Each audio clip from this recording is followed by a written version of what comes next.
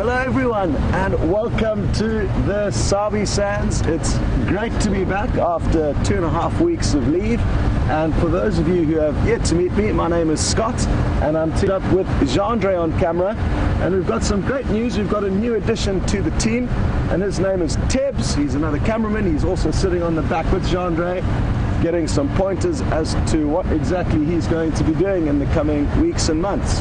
It's always great to have somebody new on board, and not only good to meet Tebs, but so good to be back to bond with all the other crew that have been here over the last few weeks.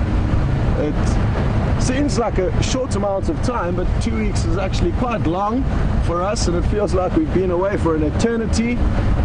And we've been filled in around the campfire last night about a lot of the ongoings with not only the animals but also the people and what's been happening behind the scenes here. And it sounds like it's been an interesting couple of weeks, and it's certainly wonderful to be back here. It's remarkably cold this morning. I can't believe I'm wearing a jersey. Never in my wildest dreams did I think that would happen this deep into the summer. And it's about 16 degrees Celsius. 61 degrees Fahrenheit, and I'm certainly enjoying this surprisingly crisp weather, because yesterday when we arrived it was incredibly hot and humid.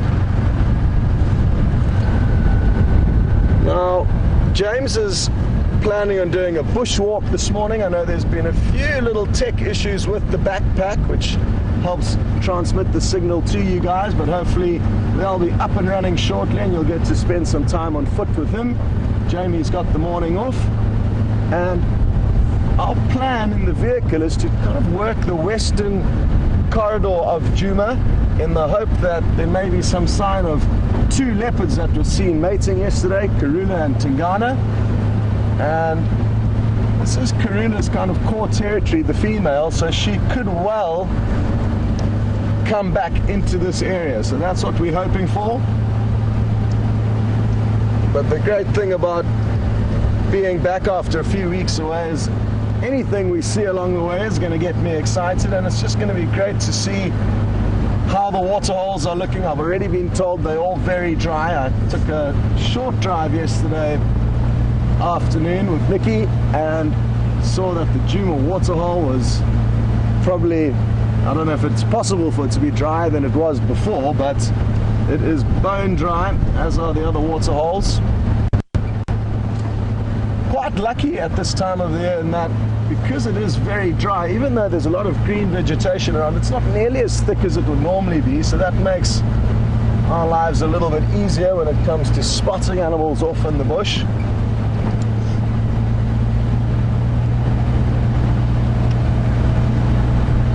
But I'm sure it won't be too long until we find something interesting. And good morning, Georgianne, John, Debs and Linda. Thank you very much for your kind welcome backs. And I'm looking forward to spending some more time with all of you on safari.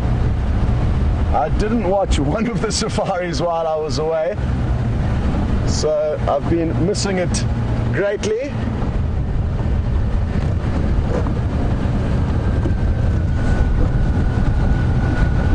Although we did watch a few of those 2 one-hour live TV broadcasts that we did just before we went on leave, and nice to look through those 2 drives. We got really lucky, especially on that second morning with Peter on shadow with that impala that was literally still kicking that she had caught. And for those of you who do watch the show very often, you'll understand that that's not something we see very often.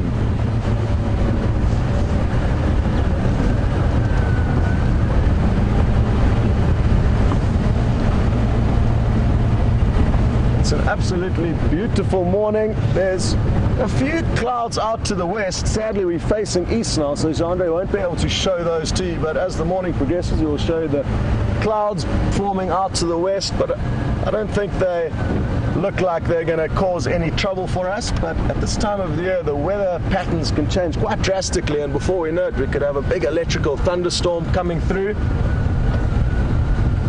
And It was wonderful to see some highlights of Jean-Jay and James doing some kind of a rain dance last night. So those of you who weren't on the Sunset Safari yesterday, you would have sadly missed out, but maybe you would have caught the highlights of that little performance. There's quite a few fresh buffalo tracks crossing the road here. When I say fresh, possibly from early last night, and they're heading in the same direction we're heading in, so that's some good prospects.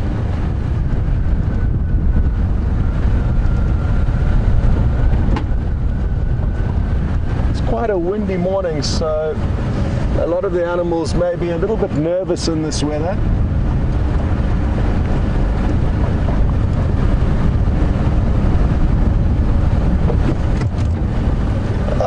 Well, we found our first animal. It's not big, but it's an awesome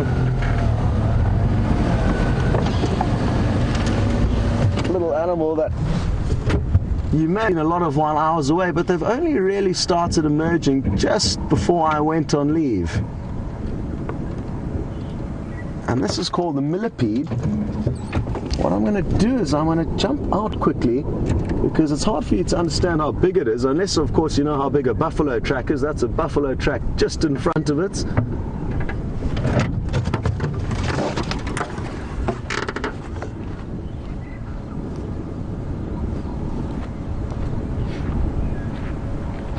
So, as you can see, it's quite large.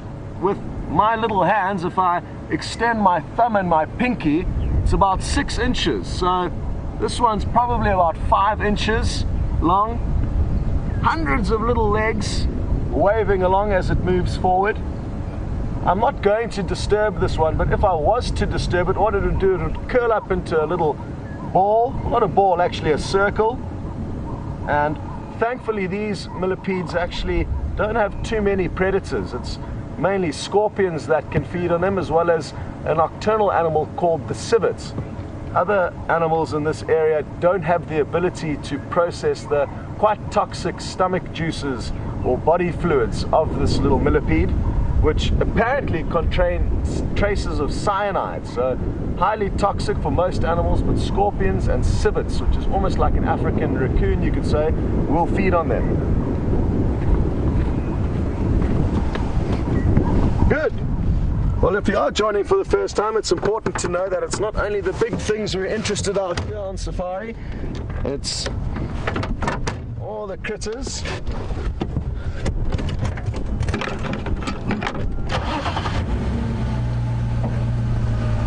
Well, I just need to make sure that I know where it is so I don't run over it. That would be an unpleasant way to return to the bush. Bye-bye.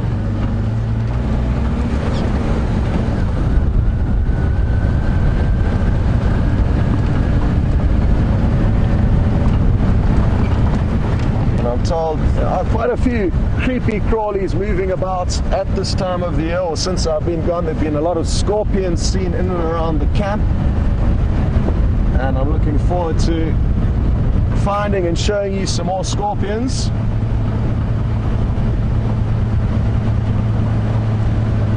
As well as snakes, of course. Snakes are, oh, here we go. Well, here are the buffalo. I'm just going to think about where to go exactly, although this looks like a decent spot to start with. Jean-Jay has found a nice little gap there. Look at all of them.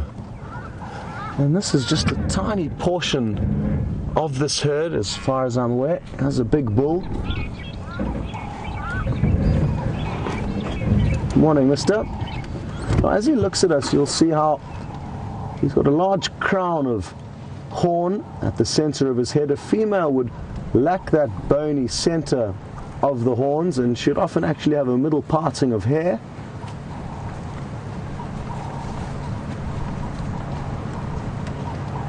How was your night? Were there any lion chasing you guys around? Lion will very often follow large herds of buffalo because they know they are Lots of young calves, as well as possibly weakening older members within the herds that make for good hunting opportunities.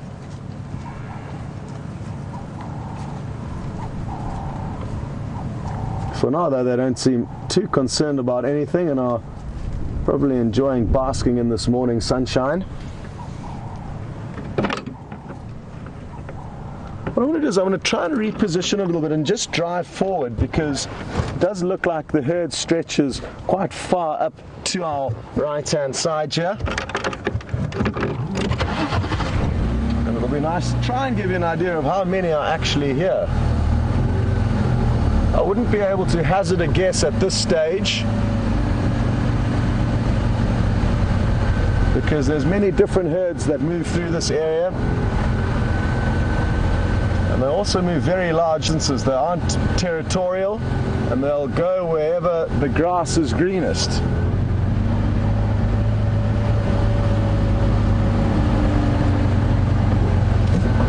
I'm going to avoid this little portion of the herd here, even though they are in the clearing, because there's some even closer up just ahead. Look at those awesome clouds. Wonderful.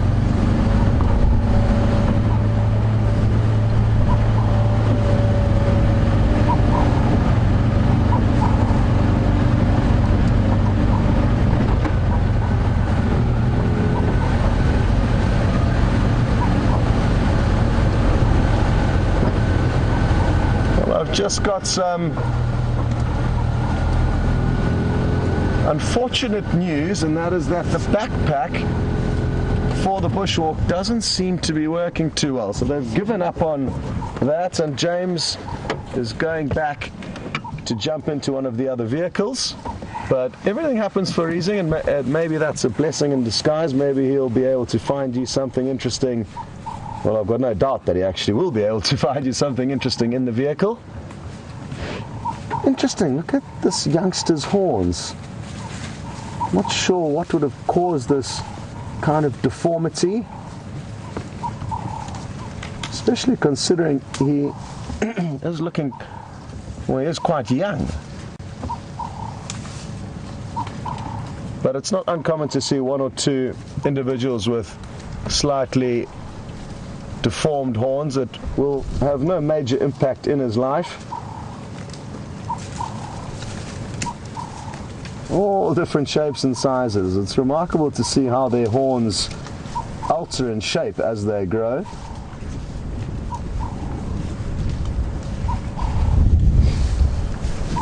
And all of them seem to be doing the same thing, and that is chewing the cud.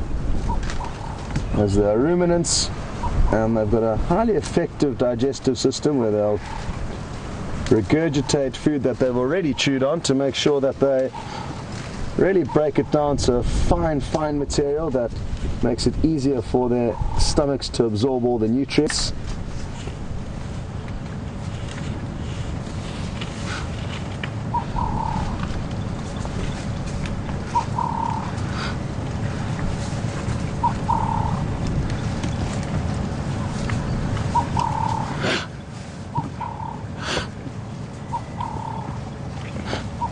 Well, good morning to Donna, who sent through her question to us on Twitter.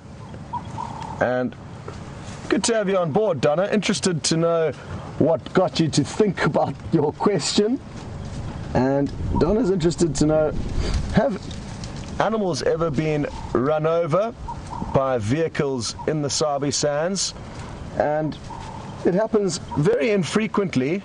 But I do know one horror story from many years back when a colleague was driving along one of the main roads to leave the park, and an impala crossed the road in front of him at extremely high speeds, and before he had time to slow down, a cheetah, which was chasing that impala, ended up underneath his wheels. And I don't think he's to blame. I know the guy very well. He's not a reckless driver, but his timing was just extremely unfortunate. So, I mean, these kind of accidents do happen, but that's the only one that I know of within the Sabi Sands. in parks like the Kruger National Park, where a lot of the roads are tarmac, that can lead to more likely accidents because people are more inclined to travel quickly on the smooth roads. But more importantly, the hooved animals skate like they're on ice if they try and accelerate on the tarmac and end up not moving forward or backwards and just slipping on the ground. So in those areas it does happen from time to time, but I guess it's one of those not unavoidable but hard to avoid scenarios. You'll be interested to know that there's actually traffic cops within the Kruger National Park with speed guns trapping, making sure people don't speed, or at least trying to deter them. So yes, Don, it does happen very infrequently. It's the smaller, slower moving animals that I guess you may not even realize you've injured that probably bear the brunt of the vehicles. Tortoises and chameleons, animals that are not easy to spot that cross the road, and I guess even though they're small, it's still an animal's life that may be ended due to us driving around.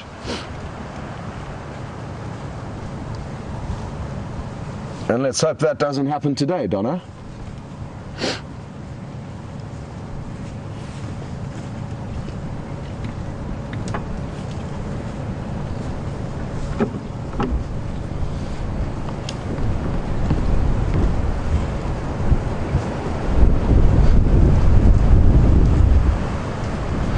We've just got a great report through from Chris Rogue, and thanks for sending this through, and that is that the Birmingham Male Coalition of Lions moved straight through the centre of Djuma last night. Now I've yet to see one of their footprints. I think they were on Arethusa last night, so they've headed quite far north and east and crossed over our Djuma Dam wall. So thanks very much for that update, and I think we'll possibly head across there to follow up on the tracks, or maybe we'll leave James to do that. He's going to be closer to that area to respond to those tracks, and I think I may continue in this western corridor, possibly head across to Arethusa for any sign of leopard. But great update, thank you very much.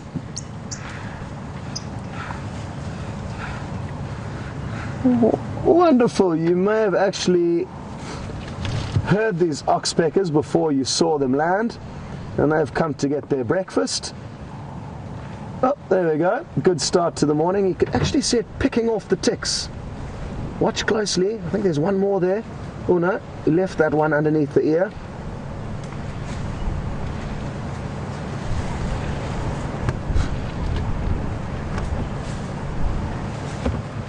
And just to keep you updated on James' movements, I'm told he is in the other vehicle, about to head out, and he is going to follow up on those lion tracks. So, good prospects. Apparently they haven't been seen once on Djuma, I don't think, in the 2 weeks that I've been gone. So I'm sure a lot of you would love to see them again.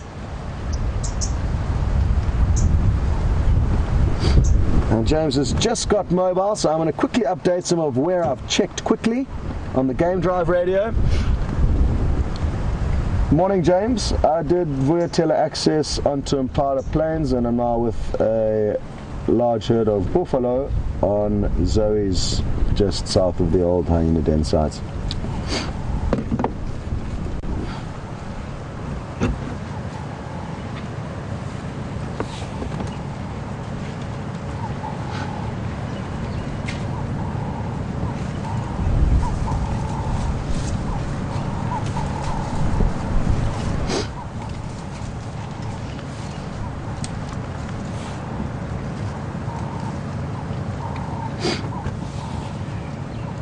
Well, as you can see, this buffalo is looking exceptionally relaxed.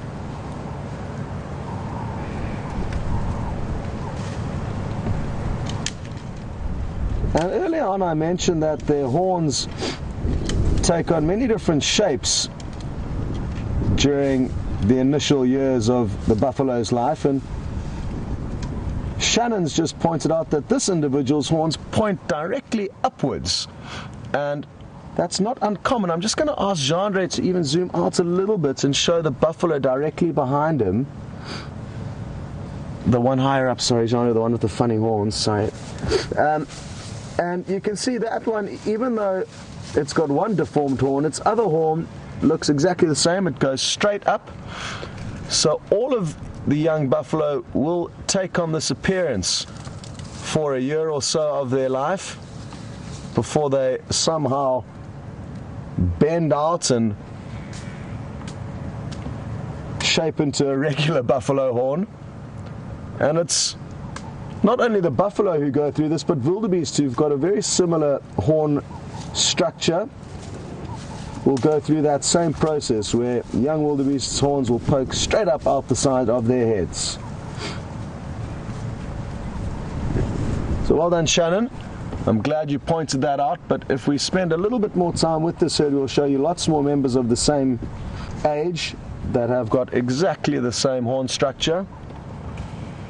There's quite a cute little scene here. The two oxpeckers that came down and landed a bit earlier have foregone the breakfast opportunity and are taking this time to warm up, lying on the buffalo like it's a big solar panel. Cute. And that gives you an idea that it is quite crisp and cold this morning, even though it is sunny.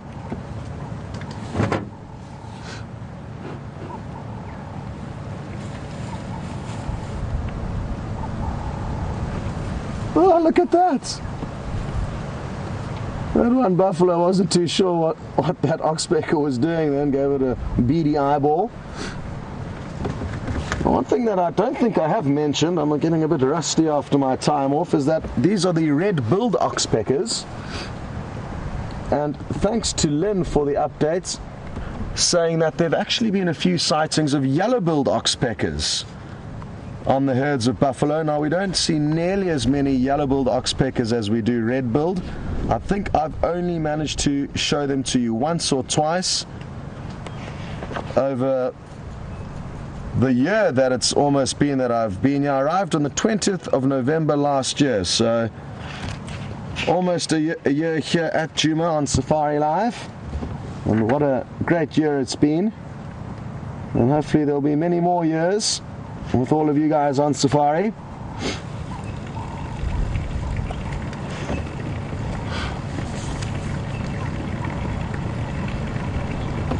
What I've done is I've got my book out just to be able to show you the yellow-billed oxpecker and what to look for, because maybe you'll be able to spot one before we do.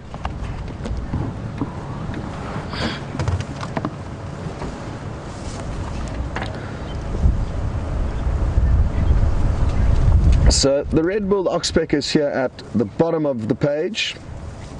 Clearly it has a red bill and quite a big yellow ring around its eye. Now, what can be misleading is that the yellow-billed oxpecker also has a tiny bit of red on the end of its beak, but it lacks that yellow ring around its eye, and it's a little bit larger, ever so slightly, than the red-billed. So it'll be great if we can see some of those for you. I wonder if these have returned back into the area, the violet-backed starling. They are incredibly beautiful. Well, at least the males are. The females didn't get so lucky, but the males are incredibly pretty. Well, good stuff. And we've just got another wonderful update. Thank you so much to all of you sending through the updates and questions, and this one's from Ellen Fowler. Hello, Ellen. And she's mentioned that it's actually the 1-year anniversary of live drives at Djuma today. So I arrived a little bit after the show got started last year. There's another oxpecker genre. It just looks like it's giving the buffalo a little bit of a hard time, so this could be good. Pecking around its eyes and ears. Now, even though the oxpeckers are doing the buffalo a huge favor by removing these parasites from them, when they start its talons was latched onto the buffalo's eyelid there. Now it's digging into its ear, which understandably is a little bit intrusive.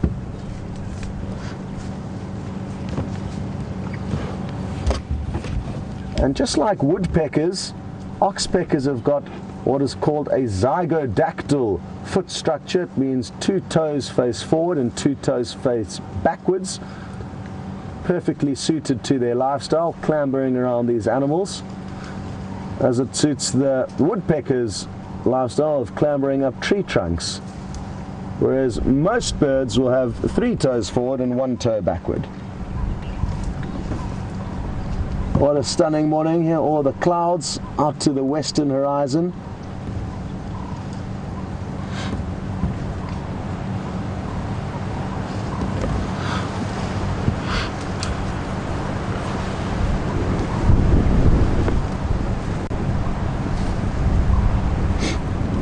Hello to B. Wilson, and B. Wilson's pointed out that we don't often see large herds of buffalo. That's true, and in the sightings that B. Wilson has had of these large herds of buffalo, they haven't really noticed them lying together so tightly like this, or actually sleeping much at all. But they do need to sleep, and interestingly enough, it's not uncommon for them to be in tight bunches like this. Even in hot weather, they lie very close to one another. So it's not abnormal behavior for them. And I guess it's possibly simply the fact that we don't get to see them that often, that this is one side of the buffalo's life that you have yet to see or understand. But it's not abnormal behavior to see them lying like this. You get a good idea of how windy it is. All the trees dancing in the wind. Now I'm guessing this herd will probably lie down for probably an hour or so before moving again. And I would be highly surprised if we find them here this afternoon. They're not going to spend the whole day here.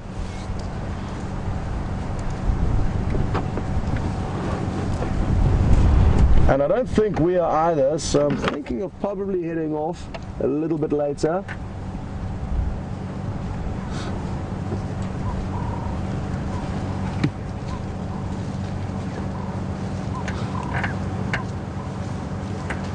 Now, we just got a question through from Kachino John, wanting to know who the grand bubba is of this herd, and I'm guessing that's the big male of the herd.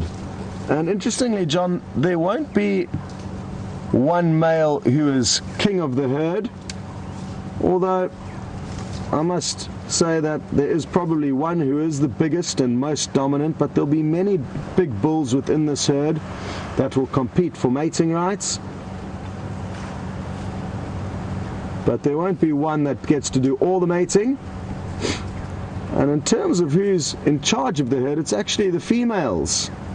Some of the older females that make the decisions as to where the herd will go next, and the males simply follow suit.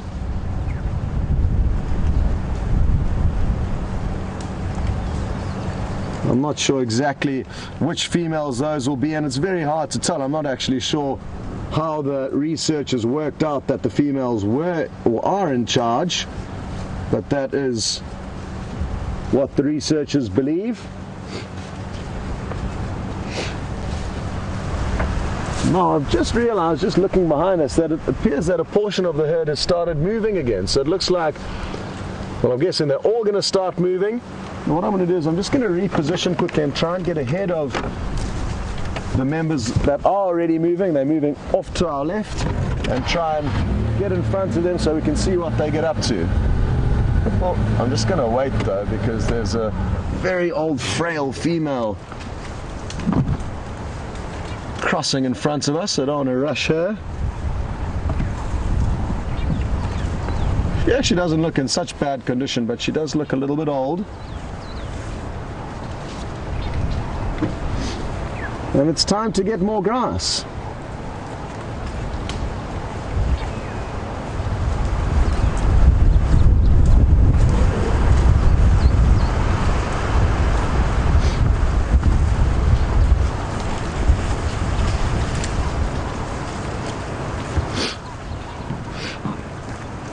I've got some good news. James is onto those lion tracks. They're heading straight north up a road called Gari Cut Line.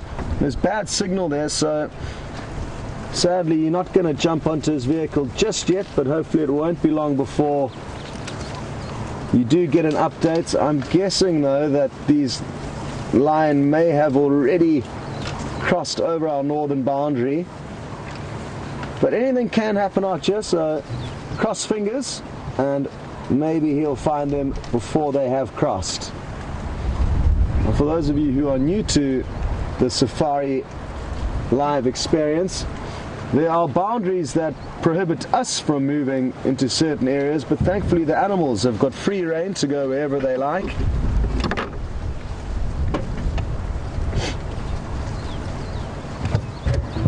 Okay, I'm just going to reposition now quickly.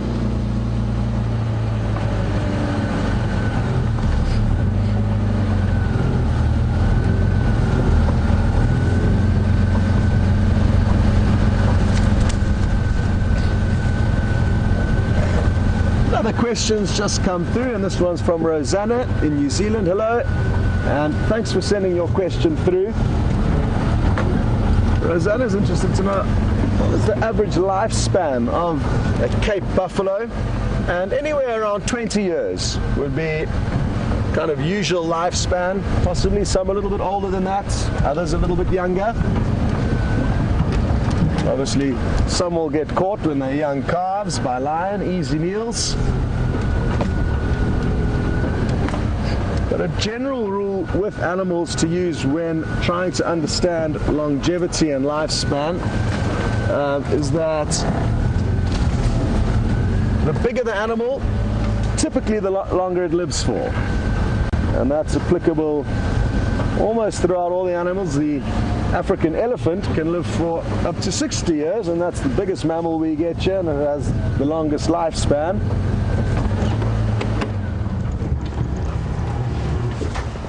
And the smaller antelope or mammals like duiker and steenbok will live for shorter periods of time compared to that of their older cousins like kudu and impala.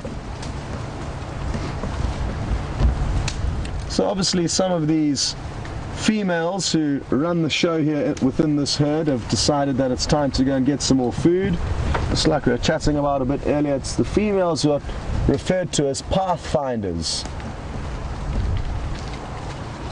that collectively discuss and decide where to go next. This is a female in front of us right there.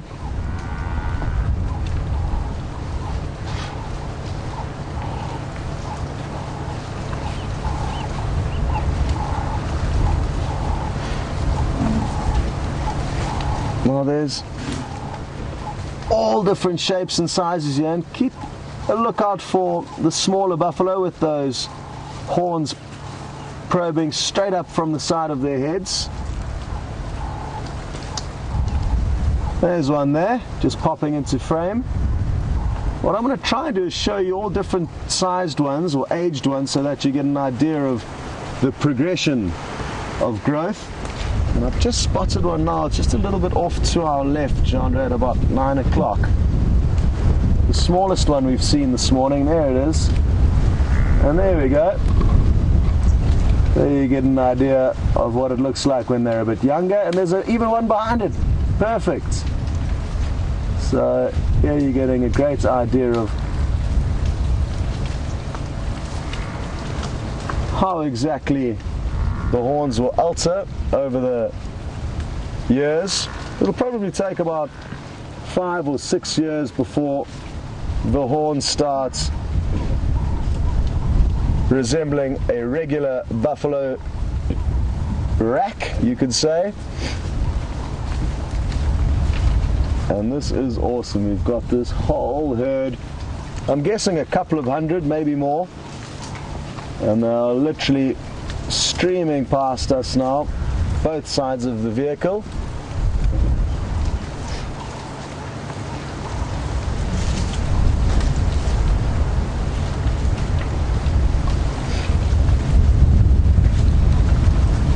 Now, I mentioned earlier how the females will lack the big bony center to their horns, and there's quite a large female, oh, there's quite a few of them actually, but keep an eye out. There's one kind of on the top right of the screen there, Jeandre, and she's a good example. You can see how at the center of her head she's got a hairy middle parting.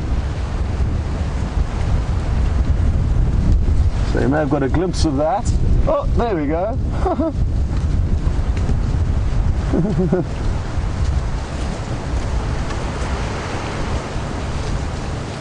Well, I'm wondering where they're heading towards.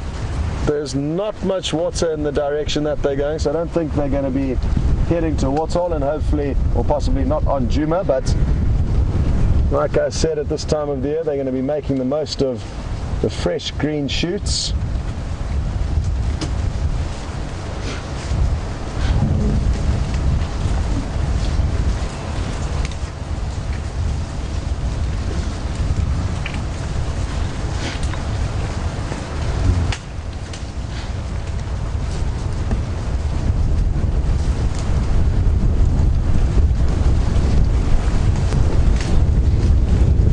So still good prospects. James is still hot on the trail of those lions, and I'm going to let him focus on trying to work out where they've gone. It's extremely difficult to track animals as well as present to you guys, so let's let him try and find the lions, or at least a better idea of where they've gone, before getting you onto his vehicle for an update. And with such a wonderful sighting of all these buffalo, there's no point in rushing you away. Keep your eyes open for the yellow-billed oxpeckers. That's a red-billed that's just landed on the back there.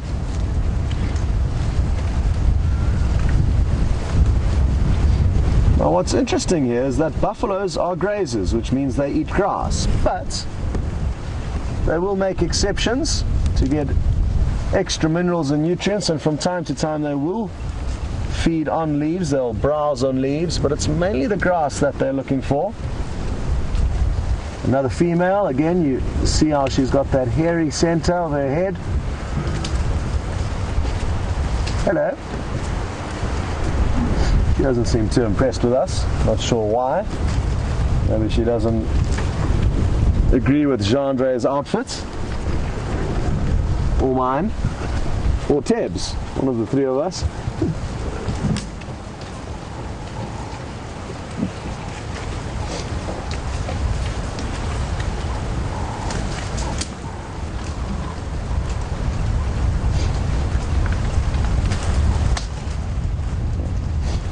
Well, I just heard a question through from a name that I've yet to hear, Matowix, I think I've pronounced it correctly. Great to have you on safari with us, and you've asked a good question. I mentioned earlier that lions like to pursue these large herds of buffalo in the hope that they may be able to catch one. They are difficult prey items to take down, they're big, and once lion do manage to bring one herd member down, the herd will often rally and regroup and come in and chase the lions away. Those horns that we've been talking about can inflict a lot of damage to lion, and it's certainly not an easy prey item to bring down. And Matowix would like to know if the lions manage to catch these buffalo every day, and the lions wish that was the case, and it certainly isn't.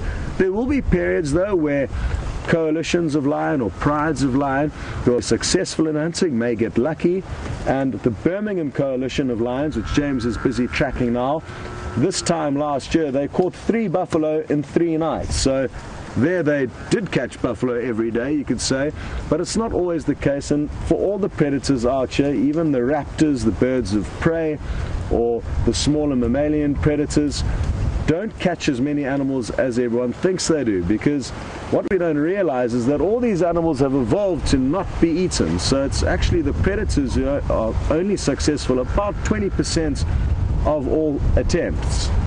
And I've seen prides of lion trail herds of buffalo like this for 4 or 5 days before managing to successfully bring one buffalo down.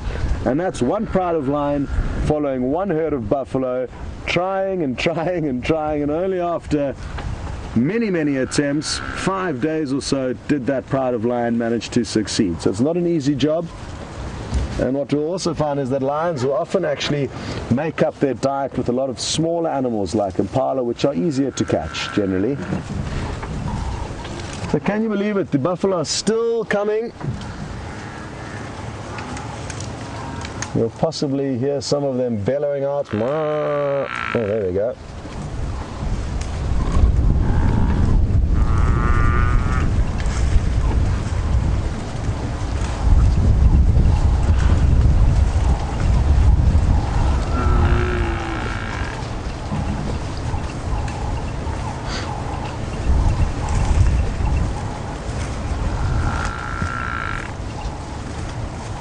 Well, still on the topic of buffaloes and hunting, Carolyn in Chicago has asked whether older buffaloes will more typically die of old age before being caught, or will they actually be caught before that point?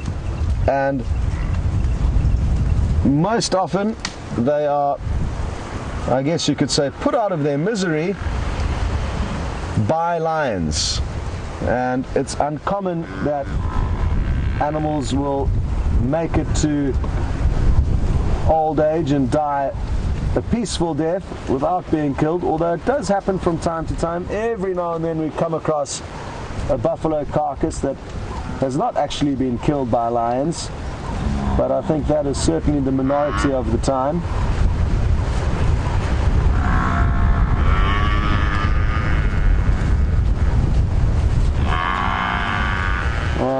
This is more typical feeding behavior of the Cape buffalo. You can see it's using its tongue to swirl up as much of that green grass as it can. And isn't this audio wonderful? You're going to be getting some crazy audio from these buffalo all around us. I can see one female is calling. I'm not sure who the others are that she's talking to, but they're having some kind of a discussion. It would be wonderful to know exactly what they're saying, but I don't think anybody on the planet would be able to help you with that. Certainly not me. Let's see if we can try and show you one. Not going to be easy, but let's try and find one that seems to be getting quite vocal and get you to not only hear the audio but see it as well. I'm just trying to work out which one to our right. I think it's the one in the middle of the screen that's calling, but I can't be certain.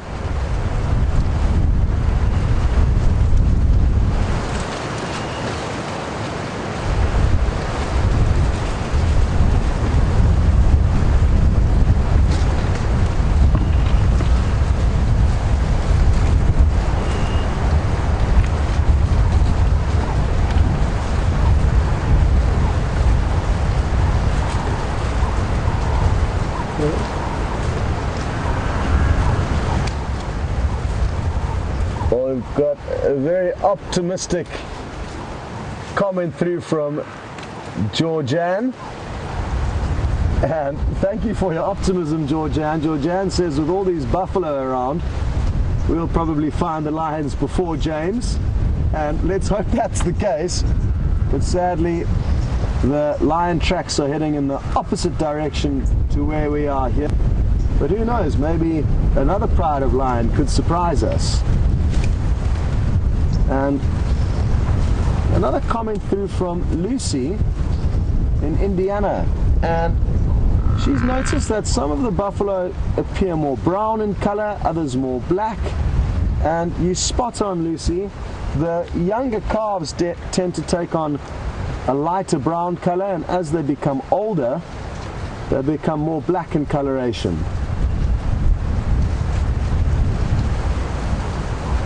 So, good observation.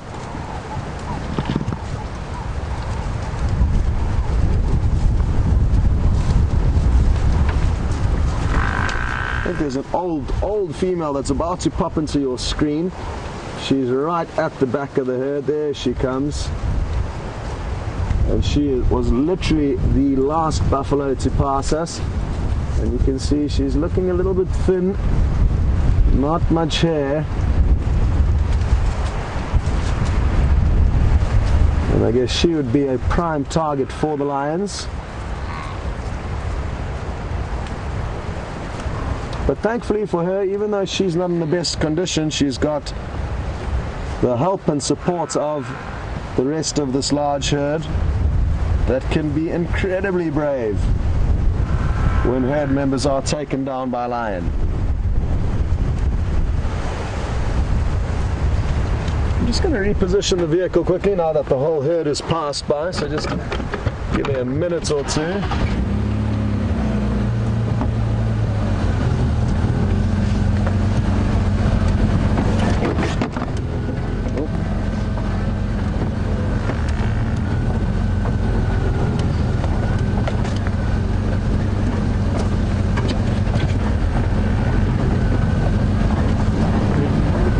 I mentioned a bit earlier how buffalo will occasionally vary their diets to acquire more minerals and nutrients.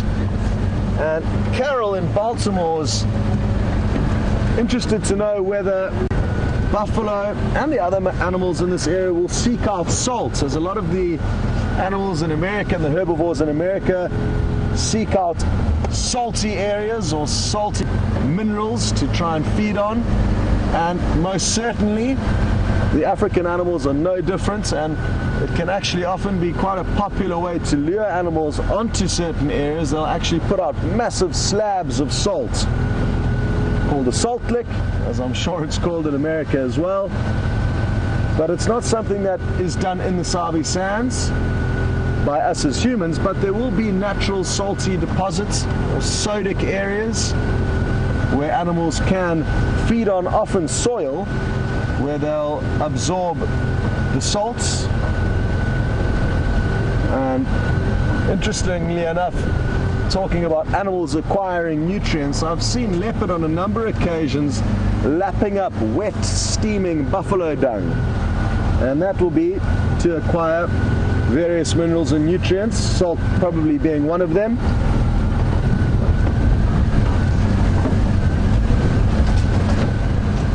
It's a little bit thick here, but I think we should be able to wiggle our way through and get you another view of this herd. Watch your heads.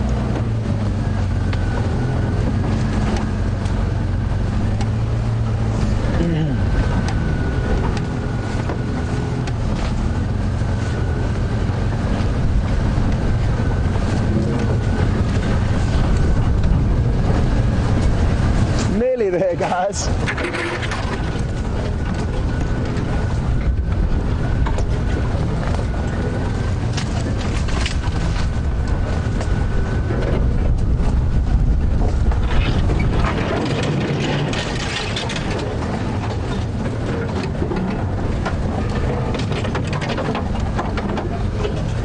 So we've got the same question through from two different people with very similar names. One is Raggedy Ann and one is Diane, and they're both interested to know, is there a certain time of year when buffaloes will calve? Is there a main calving season?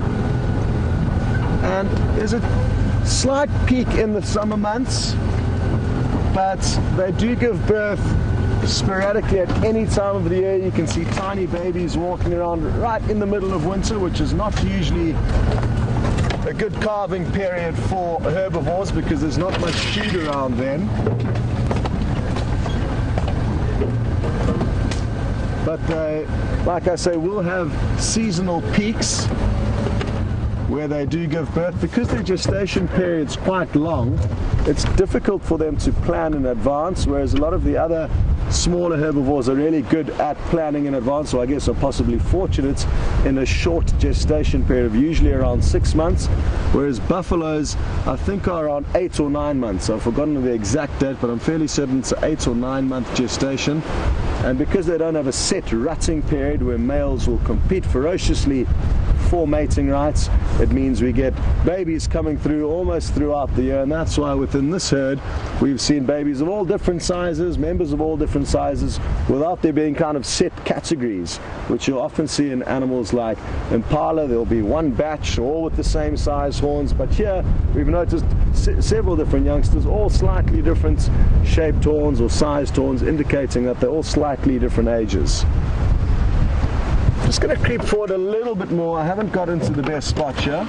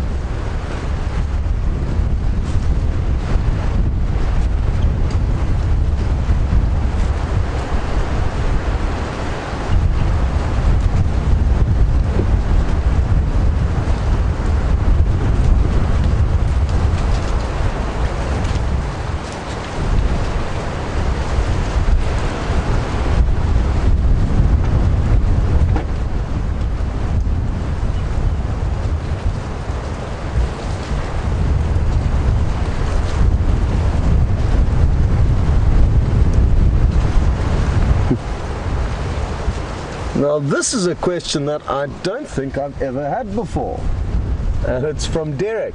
Interesting one. Derek would like to know if we use scent-free soap in order to not interfere with the animal's smells and tastes. But no, we don't. I like to use coconut flavored soap, quite tropical. I'm not sure what Jandre uses, but thankfully the animals take very little concern of our smell. Well, I guess regardless of what we smell like, I guess we always smell like humans, and depending whether we are in the vehicle or on foot, they'll act a little bit differently because they can hear us and smell the vehicle probably long before they can smell us. They don't tend to worry about us too much in the vehicles. However, if we are on foot, then our sense of smell, or our scent rather, would potentially give away our position if the wind's not in our favor. But even if we didn't use soap, we would still have a very distinctive smell, which they will be aware of. And I guess the soap that we use to clean ourselves just makes that smell a little bit more bearable for the animals. But regardless of whether we use scented soap or non-scented soap, they're always going to be able to smell us, as their senses are far better than ours. Look at how windy it is. Good conditions for lions to hunt in, but at this stage it doesn't look like there's any nearby. James is still doing his best to work out where these lion have gone, and I don't think it's going to be too long before you jump onto his vehicle for an update.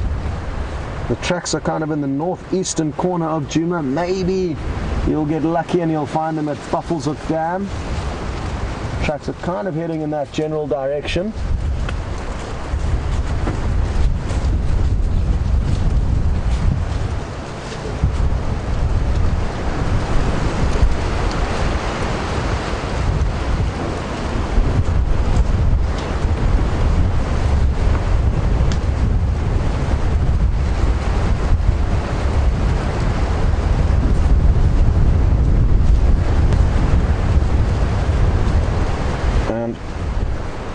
Speaking of scent and buffaloes detecting us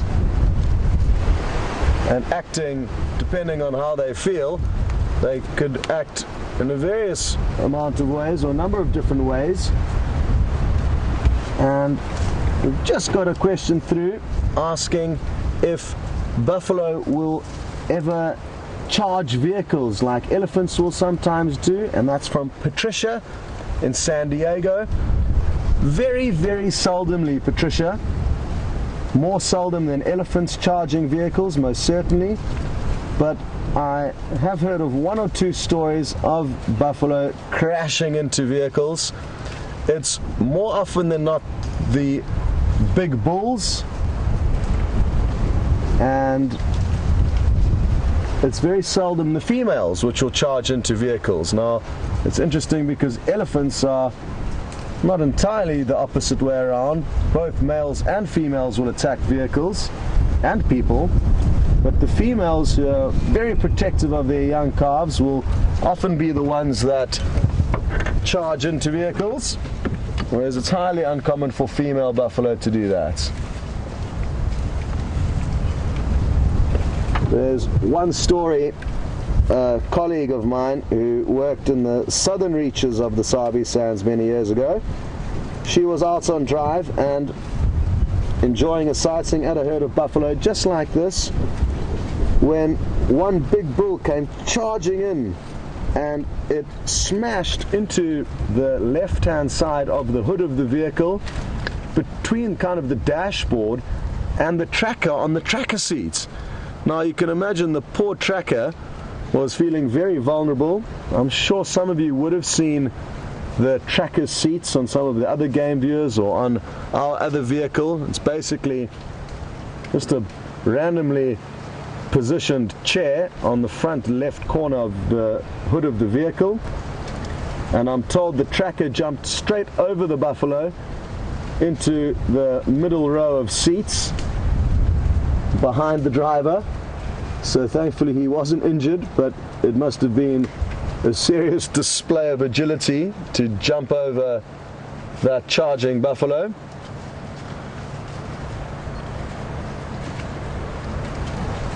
Well, we've had a great sighting of this large herd of buffalo.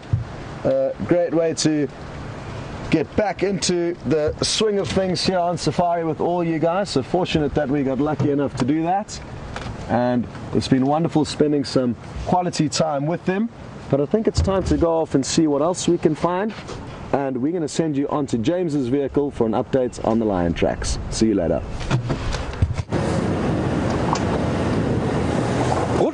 Good morning everybody. We are hot on the trail of the Birmingham boys. Well, I wouldn't say the trail's particularly hot. I'd say it's rapidly going cold, unfortunately. A very apocalyptic wind blowing out of the east, and it's obliterating the tracks on the road. We have tracked them, and thank you to Chris Rogue for sending through the pictures.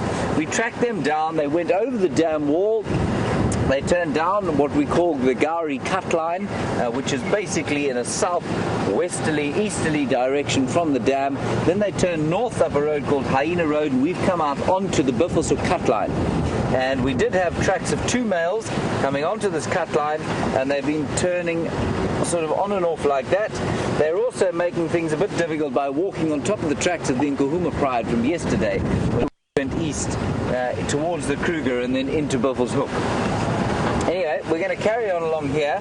We think the male lion tracks are still around. We want to blow behind the track. Very slow, tedious work.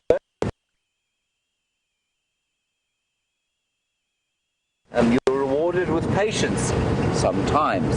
So we're going to go and check at Buffelshoek Dam now, and we'll see what's over there. The trick, of course, while driving along and to drive past something else. Liam, of course, is on camera today and also on tracking detail from the left-hand side of the vehicle. So if we see an obvious track, I'll show you, but like I say, the wind is blowing so hard that it really is kind of obliterating most of the things that we can see. Still got them there, Liam? Okay.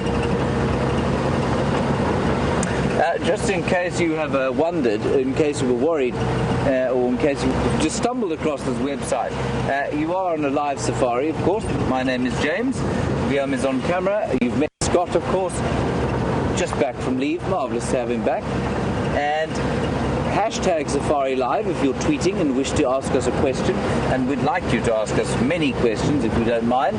And questions at WildEarth.tv, likewise if you're on the email.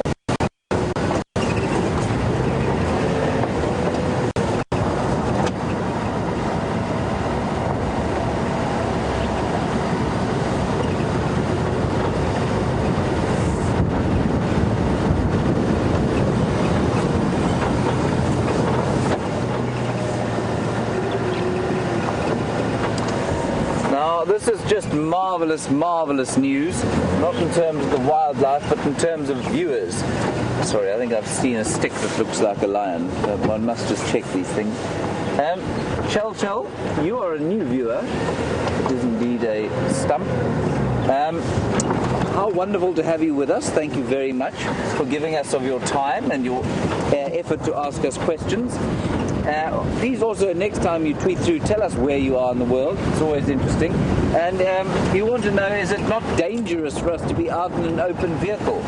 Chel, the short answer to that is no, it's not. If we're careful, if we read animal behavior correctly, no. There's an entire industry, I'm not sure if you're aware, built around this area where people go out in open vehicles like this one, but they're a bit bigger than this one, with 6 to 10 people on them, and they drive around and they look at elephants and lions, leopards and rhinos and buffalo and all sorts of things that you might consider dangerous, but which are not in fact dangerous at all if you know how to if you treat them with respect and you know how they behave. So Chel, as a new viewer, the most important thing for you to realize about our human place out here is that animals see us as the apex predator. They are far more afraid of us than we are of them. So it's something to bear in mind. Welcome to it. I hope you're enjoying your first morning safari, and keep talking to us. So we're going to head towards the Buffelshoek Dam now, which is a waterhole not too far from the northeastern corner.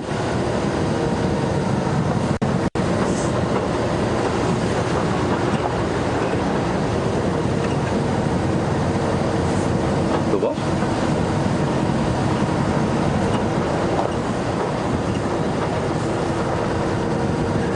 Donna, we're getting a question from Donna. I'm just not sure what it is. I'm going to get it once more, then I'm going to give up. Right. Okay. Right. I've got the question now, Donna. Donna, an interesting one, and also probably valuable for Chel or Shell and any other new viewers. We sit on a piece of property that is 600 hectares or 900 hectares in extent and 600 hectares to the west of Marathusa, 1,500 hectares, which works out at about 4,000 acres. And Donna, you want to know, the properties on either side of us fenced. There is a fence around the 3.5 million hectare or 8 million acres that make up the Greater Limpopo Transfrontier Park. So that includes a piece of Zimbabwe, Mozambique and South Africa, and there is a fence around that entire area. All of the little properties that make up that area are unfenced between each other. So there are no fences between us and Buffelshoek, for example, to our north, or Cheetah Plains to our south, or Torchwood to our east, Plains to the far west of where we are. We're not too far from the western edge though, and so there is a fence on the western edge of the Sabi Sands, and that's been community lands outside of that. So no fences between where we are and anyone else within this 8 million acre piece of wilderness that we call the Greater Limpopo Transfrontier Park. Thank you. I often think it must be very confusing people when we don't explain exactly how it fits together, and we use words like Juna and Buyatela, and it must be deeply confusing.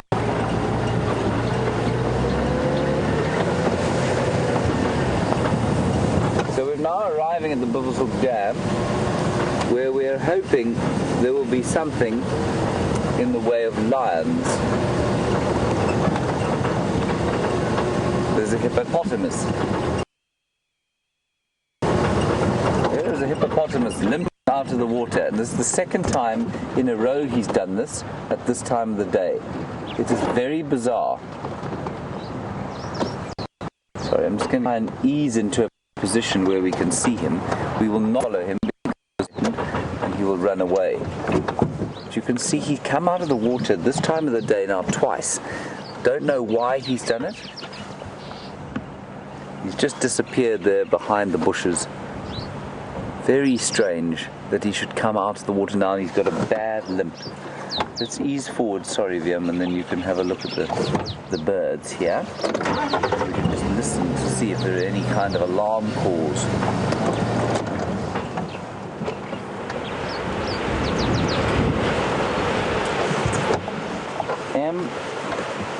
Now why he's getting out of the water now, I mean this particular day is not that surprising because it's pretty cool, it's quite cold, and so he's not necessarily going to get very burnt. There he goes. But he did it exactly the same time yesterday, and yesterday the weather was very, very hot. And then when we came back here later on in the day, he was back and he didn't move. So I don't really know why he's doing that. And while we're watching him walk through the bushes there, a little 4-year-old viewer called Melody, who was most welcome yesterday evening, I'm sure she's tucked up safe in bed now, asked Jean-Ray and I to engage in a rain dance, which was a deeply embarrassing affair for all concerned. And Nancy, you wanted to know if it worked. Nancy, it did not work. I'm not vaguely surprised it didn't work, but we hope that rain will come. There is a front blowing through, that's what this wind is, and apparently it was raining all over Cape Town yesterday and pushing up the coast, so that will hit us eventually. So those are woolly-necked storks that you're looking at now, migratory birds. They've returned, I think they're from southern Europe actually. I think that's where they come from. And they are now feeding in the last remaining water here at Buffalo's Hook Dam. And for our new viewers, this is the sort of last source of water on Djuma, but for one small pumped pan in front of the Djuma Dam camera. And then there are also, there's another species of stork called a saddle-billed stork, an endangered species, just at the far right-hand side that Viam is going to zoom into. It's an endangered species of stork, one male and one female.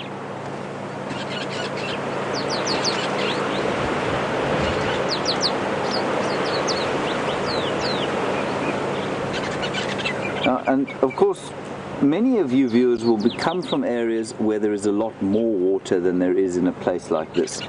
And so it's almost inconceivable to consider the number of animals that we have here in the absence of quite a lot of water for them to drink.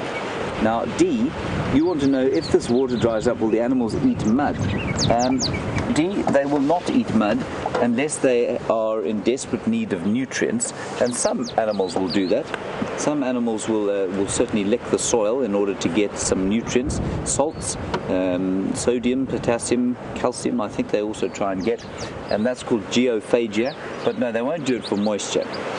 Remember that first of all, very few animals out here are, well, there are lots of water dependent animals, but there is also a lot of water around. So while on Djuma, our little patch of 900 hectares, there is very little water left.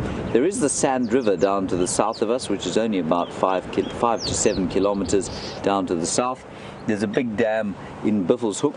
In fact, there are a few dams in Buffalo's Hook. There are lots of individual landowners there, and each of them has a little dam. And there is a pumped pan in front of Djuma Dam. So, yeah, I think the animals will be absolutely fine. But they also are not as water dependent as we think they are. So while the impala and zebra need to drink quite often, something like a leopard, for example, actually doesn't ever need to drink, which I think is quite amazing. They get enough water from the prey that they take. Right, I don't see any lions here. We're going to head out east onto the cheetah cut line, which is our eastern boundary, and we'll go and check to see if there aren't any tracks of those lions crossing there. Ooh, let's just have a quick look at that starling there. A Birchall's starling. Some squirrels alarm calling.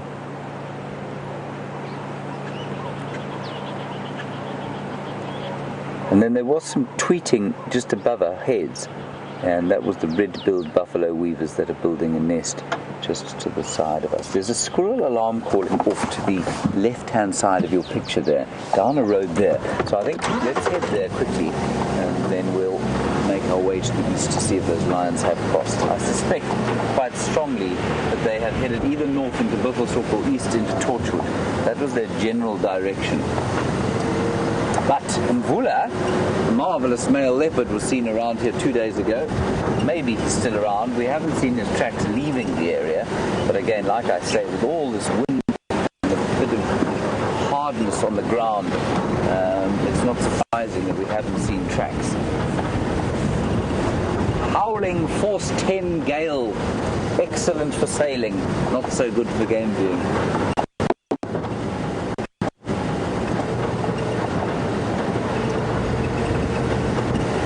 There's a squirrel alarm calling in one of the trees here. You can hear him there. Now, if you are a new viewer, again, a squirrel, well, you know what a squirrel is, obviously, but a squirrel will alarm, make that noise. Look at him up there. You got him? Yeah? Right. Just on top of this dead tree here. There he sits. And he's shouting because he's seen something that's made him deeply afraid. It could be a snake, it's unlikely to be a bird of prey because I don't think it'd be perched up there if it was a bird of prey. It could also be a leopard. Or indeed a lion.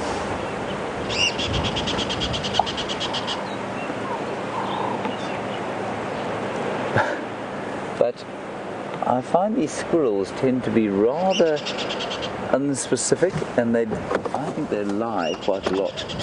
So he's looking straight back here. Let's just reverse back a bit. Don't lie to me, rodent. You'll be in trouble.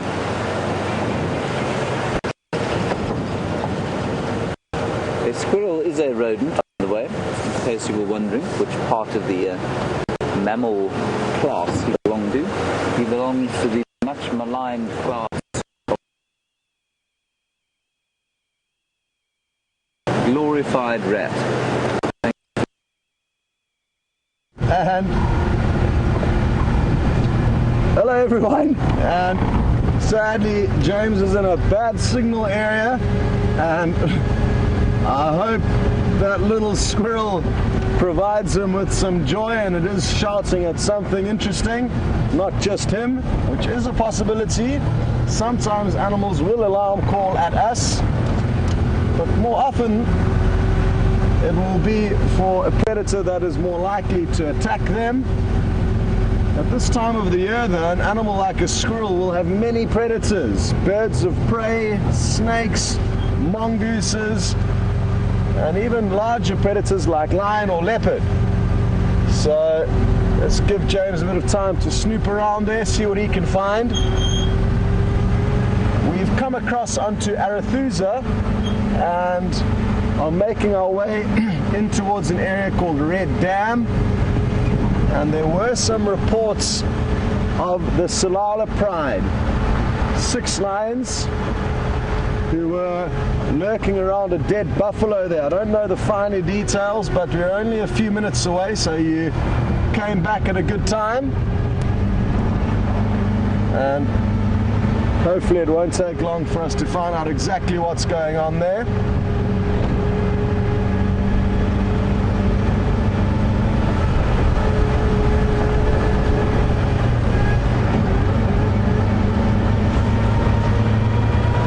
Get on the radio quickly, because I've just heard somebody has got into that area and relocated the line. So what I'm going to do is just make sure that he knows I'm coming, so that we don't have too many vehicles arriving at the same time. We limit the sightings to 3 vehicles, and thereafter you can take a standby to join the sighting, but it sounds like we should be able to go straight in there. Copy that, thanks very much. Would you mind if I joined you there with the Salalas?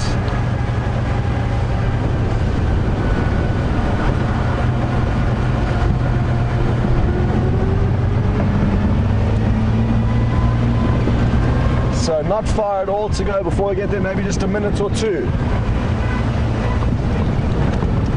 can see some hyena tracks heading down this road. Possibly they caught wind of the dead buffalo that is in that area.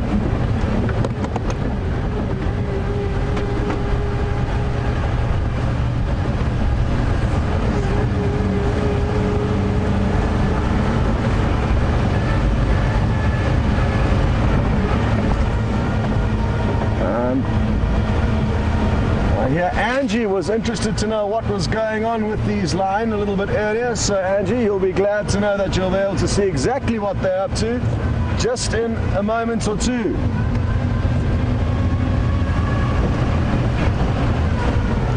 And interestingly enough, I don't think I've actually seen this portion of the Salala Pride. They've split up into a few different portions, and I'm not sure exactly what's going on. The last time I saw a portion of the Salala Pride, there was 12 or 13 of them, and I'm told that this portion has got 6 members, 3 young males and 3 females.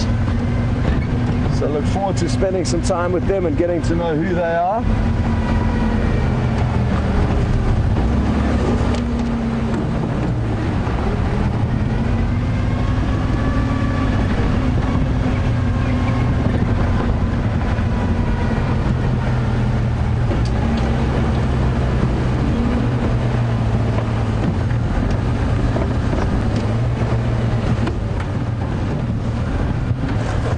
And another question's just come through from one of our new viewers, Matsowix, and obviously trying to understand exactly what goes on safari. And I've asked a good question, and that is, if we are lucky enough to be in a position to see lions hunting or any predators hunting and taking down their prey, will we continue to show it, or will we censor it in any way? And Matsowix, no. There is nothing censored, and like you say, it is all natural, so important for us to show what does actually go on out here. But we don't very often get to see kills, I'll warn you in advance.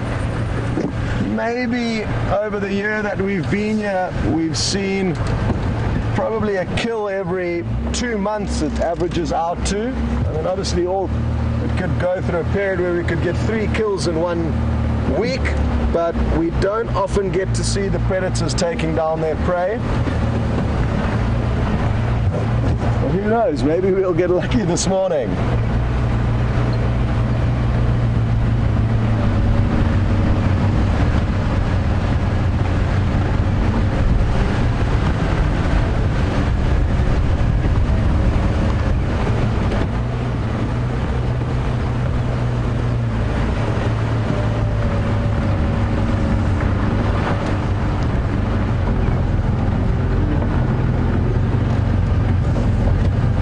I think our timing is just slightly off, but I'm going to get into position quickly and allow Tebs, who's having his first spin on the camera, try and show you what's going on. You can see the lion are slowly making their way away from this little water hole, but at least they're on the move. Look at their full bellies. You can see 2 young males and a lioness there. Another vehicle is also in the sighting with us, but if it wasn't for them, we wouldn't have known to get here. And I've just spotted another lion up to our left, which is going to be a beautiful spot to view it from. We've got a nice low angle, another one of the young males. Look at this. Wonderful stuff. And what I'm actually going to do is reposition the vehicle quickly and try and get another angle on that same male that we've just been viewing. It's a good opportunity to get a seriously low angle showing up towards him in this glorious morning sunshine. And I've actually just seen one other lioness making her way towards us. So a lot going on here, and we're lucky to have these lions active at the moment. Let's see. Just, oh, this is going to be good here. Look at that. What a great view.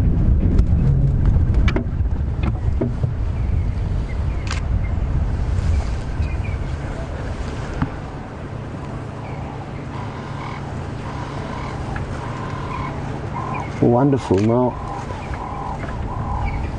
there's so much action here. What I'm going to actually do is just reverse again and get into another spot to try and make the most of all the ongoings here, because there's another lioness that's just come to drink and all of the other lion have turned around. So take a look here. This is going to be great. I'm going to try and get my camera out quickly, try to fire off a few pictures. Look at this. Lucky timing. When lion have been feeding on a buffalo for some time, we can often find them fast asleep, not doing anything at all. But that's not the case now. We have got lucky and they are up and about performing for us.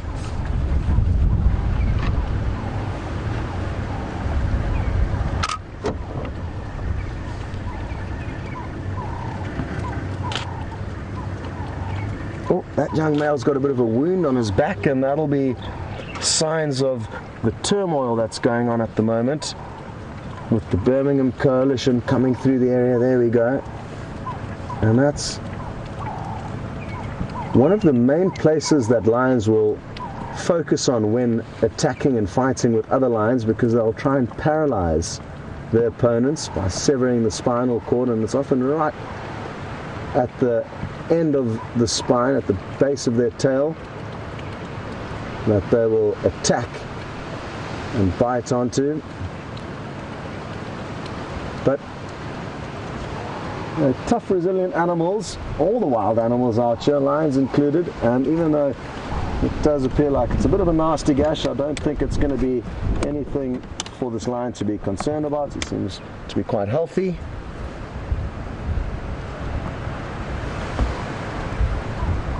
The other young male who was up on the bank behind us has started making his way down, and he's going to probably join up with them a little bit later. This lioness, you'll notice, doesn't have a tail, and quite interesting, because the first time I saw the Salala Pride was when I was working in the southern portions of the Sabi Sands, south of the Sand River. And even then there was a lioness without a tail. This is a different one, who was probably a youngster when I was viewing them 3 or 4 years, probably 4 or 5 years ago now, back then. But they appear to have had a run of bad luck with lioness losing their tails.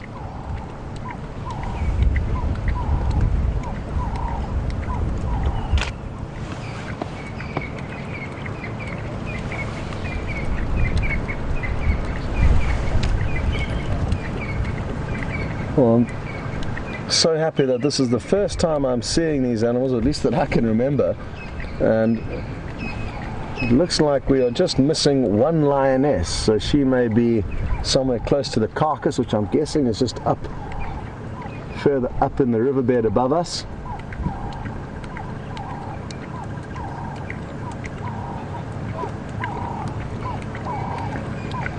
Look at how muddy her chin is from this muddy water. Oh, here's the other young male that was up on the bank. It looks like he's going to join her. Beautiful.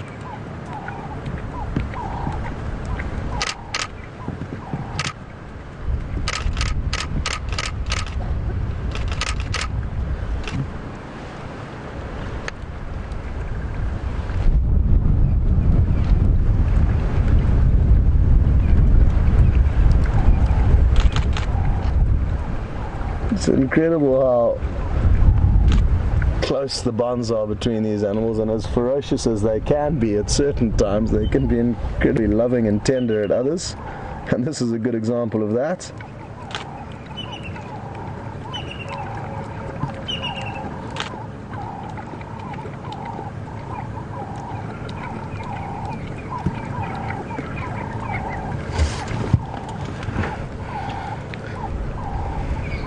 Now, interestingly, I think I can see a little bit of a ruffle of fur on the spine of this young male. I'm just going to take a closer look through my binoculars. Yep, it's also got a wound on its spine. There's the female who's got that bizarre look without her tail. And Matwix Just like earlier we said, we don't censor anything on safari, so don't be surprised to see her going to the toilet there. It's all part of the show.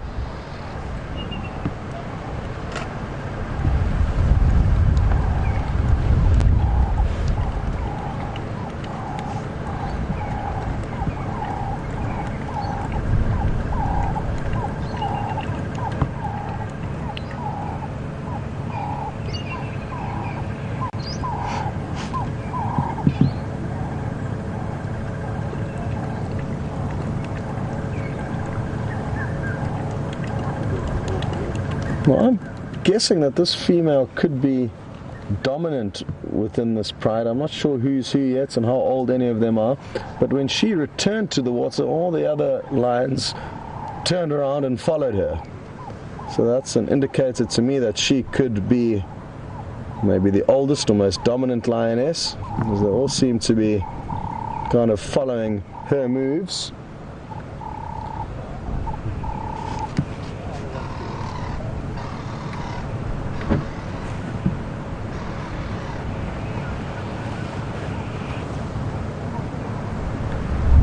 Look at that stare coming back towards us. And in this windy weather, even the lions will be cautious of any potential threats, because in the windy weather they can't be sure what noises they are hearing, and the rustling of leaves may be a potential threat, it may be potential prey. But for these lions who have been running from their home territory and certainly under assault from the various coalitions of males that are wreaking havoc here, they'll be cautious at the moment. So don't be surprised to see them pricking up their heads from time to time, staring off to make sure they aren't in any danger.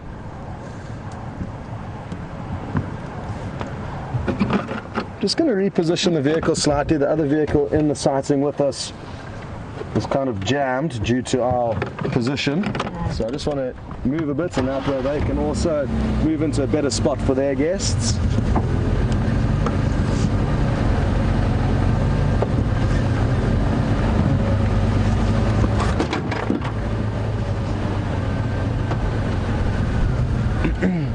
So like I said, the male has come down from his little perch up on the left there, and he was the one that came and joined the lioness and drank head to head with her.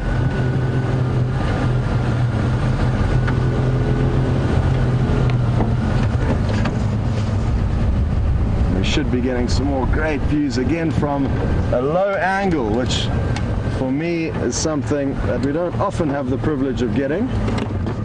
And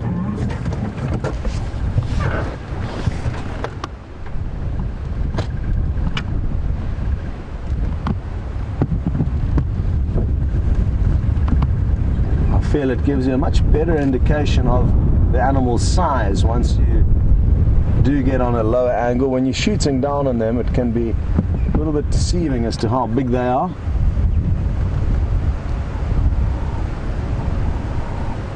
Jeez, they really don't look in the best condition, all these lions.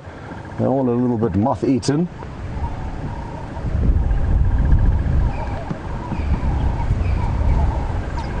Well, I guess that's a sign of the times. It's tough times for the prides of lion, especially young lions like these young males. But they are certainly not in terrible condition. That don't read into it wrong, that I don't think that they're in any danger. They're just not looking as good as they could be.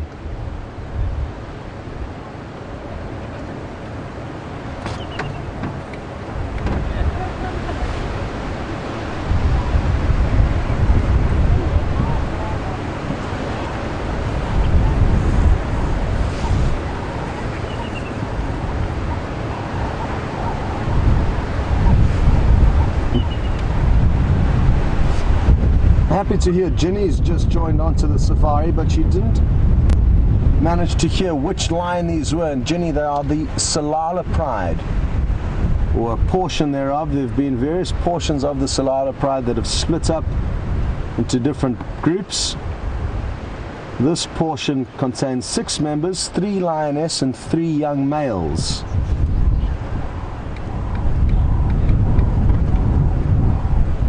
And these young males, I'm guessing, are probably approaching 2 years of age, but I could be wrong. And Sharon in New Jersey was interested to know the age of these young males. So Sharon, like I say, probably around 1.5 to 2 years of age would be my guess. But if anybody does know the exact age of them, please let us know. Oh, this is a great angle now. This lioness with her head up. She also looks fairly young to me, so she could be a sister of these young males. I think that's a high likelihood, whereas the other lioness without a tail looks a little bit older, possibly even a mother of some of these youngsters. And I'm looking forward to seeing the other lioness. I'm guessing she's also going to be a little bit older, and possibly the two of them would have given birth to the 3 young males and this 1 young lioness.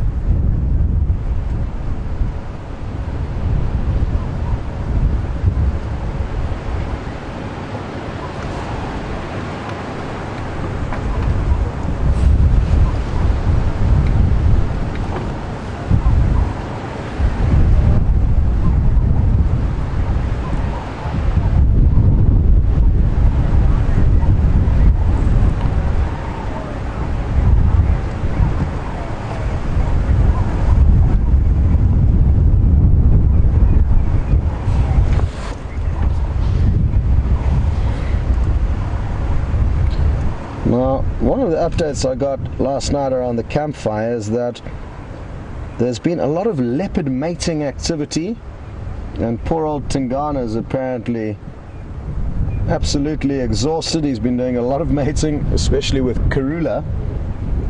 And Country Girl would like to know if the act of mating with lions is quite similar to that of leopards, with a lot of neck biting and aggression. And it most certainly is, Country Girl. No different to leopards, almost exactly the same, exactly the same. And it's a very short copulation involving a lot of growling and neck biting and flaying paws as they dismount. And you're going to have to keep tuned in, Country Girl. I'm sure it won't be very long before we do get to show you lions mating. With all the turmoil that has been going on, a lot of lion cubs have been killed by the upcoming coalition, the Birmingham males. And once they've killed cubs that were not fathered by them, they will then have to mate with the lioness so that they can get their bloodlines into the system. And I'm hoping not only will we get to see some great mating, but also some tiny little cubs in the next few months. I've got a 3-month gestation period if the mating is successful, so thankfully not a long wait.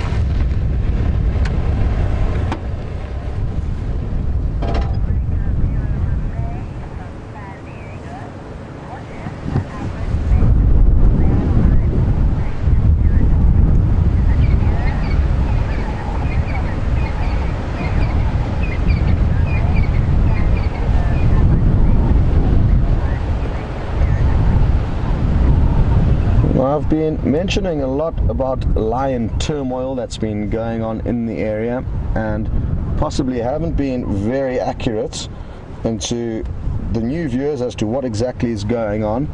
But basically there's a coalition of 5 young males. They're about 4.5, 5 years old now, and they've come into the area and chased away 2 bigger, older dominant males called the Matimba males. And it's not uncommon for young males to come through and stamp their authority and chase off older males. And Renee in San Diego has asked a good question on that topic. She would like to know, how long is the average time that a coalition of males will be dominant in any given area? Is it months or years? And it's usually around 4 to 5 years. That would be the average time that lions would be dominant over a given area. Over that 4 or 5 year period, there may be peaks and troughs in terms of how many lioness their territory will encompass. But from about 5 years to 10 years of age is when male lions will be at their peak. Obviously at 10 years they're beginning to pass their sell-by dates a little bit, and that's when younger coalitions could come through and chase them off. Even then though, once they are chased off, they'll still be dominant, possibly though in a just smaller area with maybe only one pride of lioness, and it sounds like that's what's happened with the Matimba males. They've moved from their initial territory, which is this area, to the southern parts of the Sabi Sands, and they've set up shop there. They don't seem to be getting trouble from any other males, and they've also acquired one pride of lioness. So you'll probably just find that even though they are losing strength and therefore territory, they still are dominant, but just not in a very big area.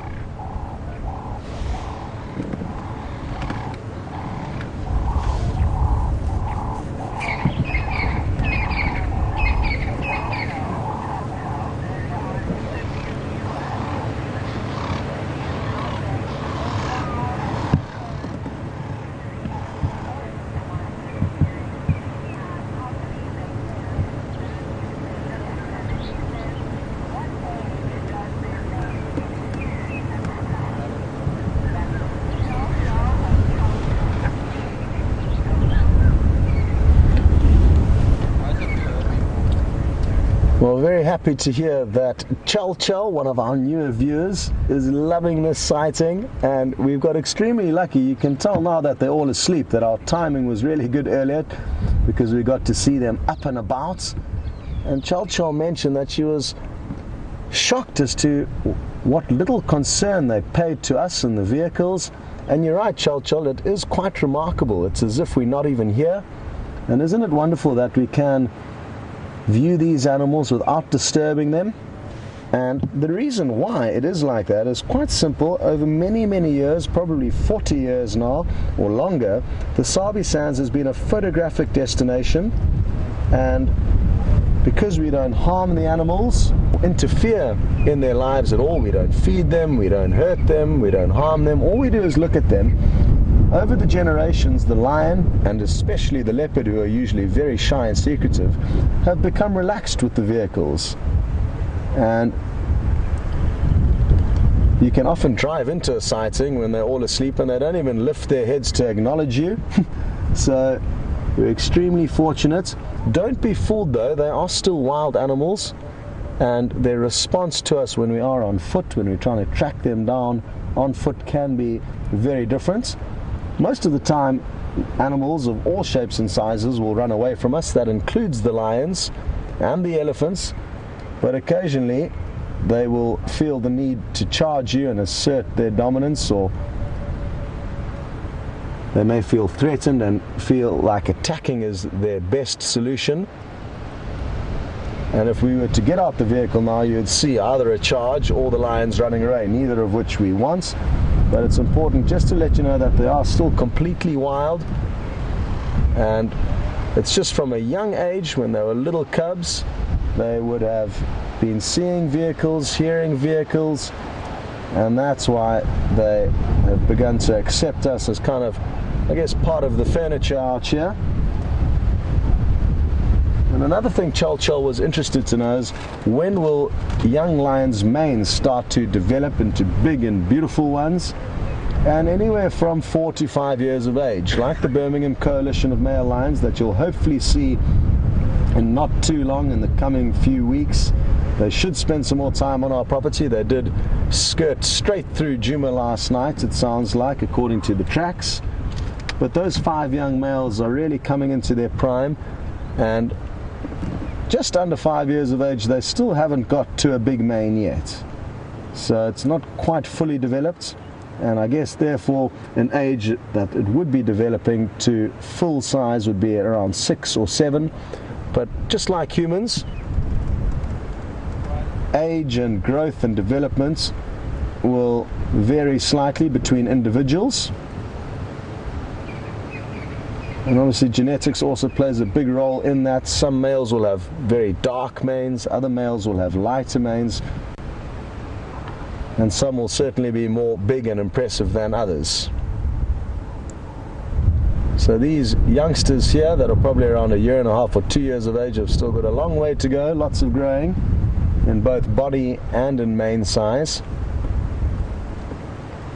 What I'm thinking of doing is going and taking a closer look at where this buffalo could be. I'm just going to drive up in the general direction of where I can see some vultures, and we'll see if we can work out what is going on there. Tibbs, well done on your first little session behind the camera there. And there's a lot going on when being on camera. I must let all of you guys know there's a million things to think about. And even though Tibbs is an experienced cameraman, most cameramen who arrive here have got not too much experience in exactly what we're doing. It's a very unique operation, the fact that we're live. There's no time to rethink shots. You've only got one attempt at it, along with many other variables, makes for a lot going on, and I think he's done a great job starting off.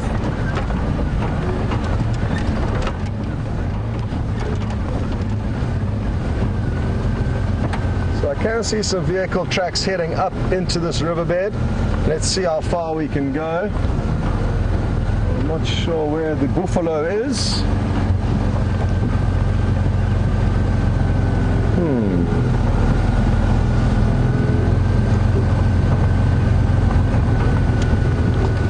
Signal may be a bit shaky in this riverbed, but just want to see what happens if we poke our nose a little bit further.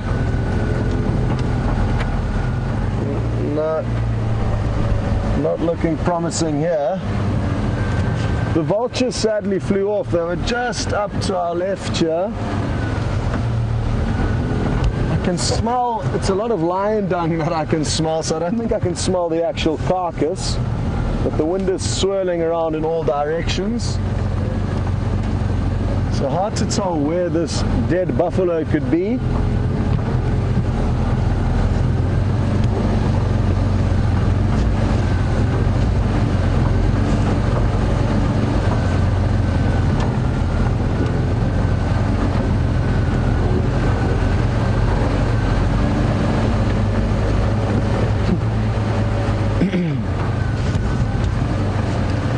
Just got a very good question through from Linda, and she would like to know why I call the safari a show. And Linda, your guess is as good as mine. I should just call it a safari, but I've slipped into a bad habit of calling a show. So please feel free to slap my wrists whenever I do that, because it doesn't really make too much sense. But it's something that I've started doing, and something that I'd like to try and stop doing. So thanks for pointing that out, and feel free, like I said, to call me out every time I do call it that going forward.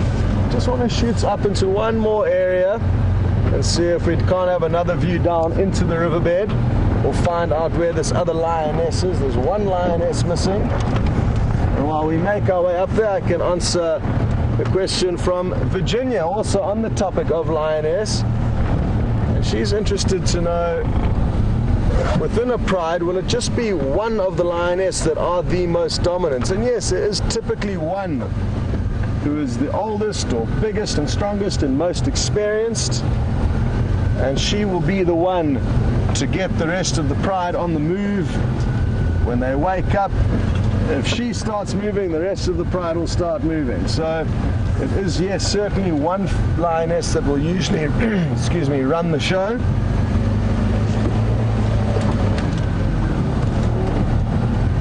But like most things in life, there'll always be kind of changes and slight differences between different people or animals, and what you may find is certain prides may have a number of older dominant lioness who collectively make decisions And it's not always going to be a set, hard and fast rule.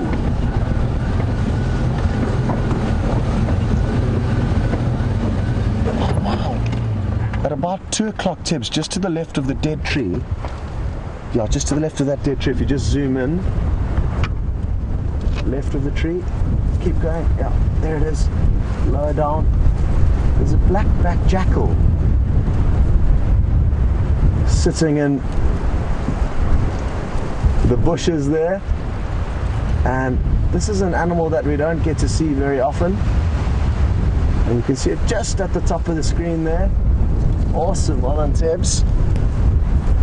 And it's obviously trying to scavenge some of this buffalo carcass, so maybe the jackal will be able to lead us to the kill. I'm just going to give it a moment or two. They can be quite nervous, and you can't blame it because it knows there's lion around. And again, in this very windy weather, it's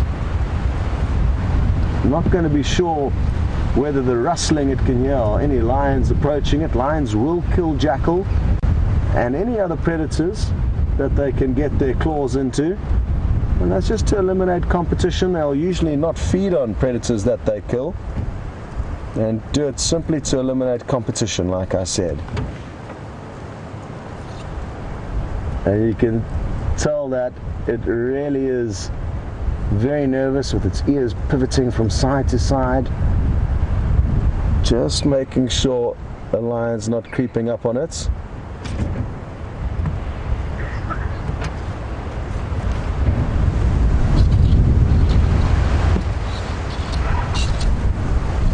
Saw a little bit of movement in the bush far behind that jackal. I couldn't work out what it was, so I'm just trying to look through my binoculars to see if I can't get another glimpse, possibly another jackal. I don't know. It was just a flash of movements, and I think while I was looking through my binoculars, the jackal's run off. So let's see where it goes.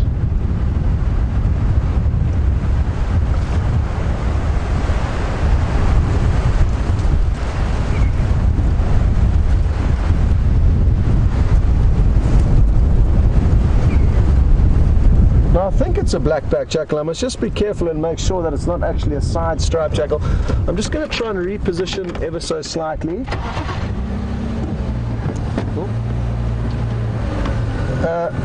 Black-backed jackal will not have a white tip on the end of its tail. So that is the key thing to look for, and the easiest thing to look for when trying to distinguish between the black-backed jackal and the side striped jackal.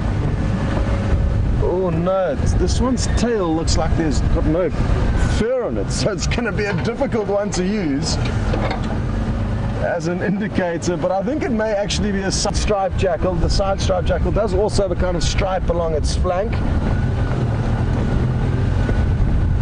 Let me see what happens here. But this one's tail certainly didn't look as bushy as it should be. Oh, I think we're getting closer to the action. I can just see some vultures on the ground here, and where there's vultures on the ground, here we go. The jackal just ran off, but the vultures are there. There they are, a few big white-backed vultures. They're probably too heavy to fly, filled with buffalo meat, and that's why they're running along the ground. Where is this carcass? Hopefully not too far away. I think I can see a large grey mass ahead of me, which could be the buffalo. No, that's just a fallen down tree.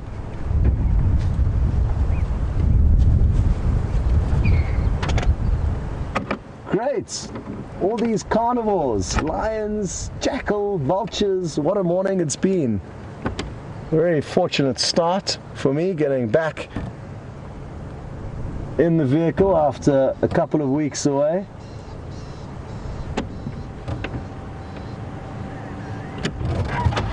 Just gonna creep forward and see what lies up ahead. It'll be wonderful if we get to see some vultures actually feeding on a carcass, something we don't get to see very often.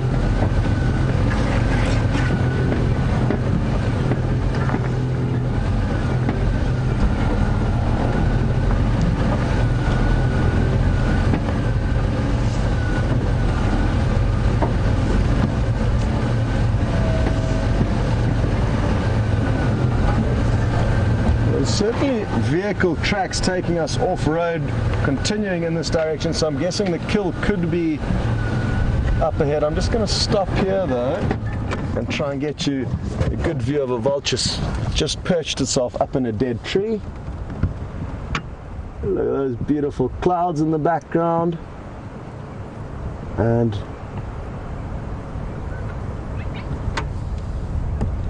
great scene this is. A vulture in a dead tree. They prefer to land in the dead trees because it's far easier for them to land and take off onto a perch with no obstructions, so they'll, especially in the summer months, avoid the trees with leaves where they can. I'm going to get my binoculars, take a close look onto the chest of this vulture, and you may notice it's got a slight protrusion at the base of the neck. And that very slight bump or protrusion is kind of a pantry called a crop, which it can store up to 1.5 kilograms of extra meat in, on top of what it's already fed on. And because they are opportunistic animals that rely on other predators to kill their prey, they cannot hunt for themselves. They need to be able to cash in when the going's good. And now you can see when it's moving about that little kind of bulge from below the neck. Oh.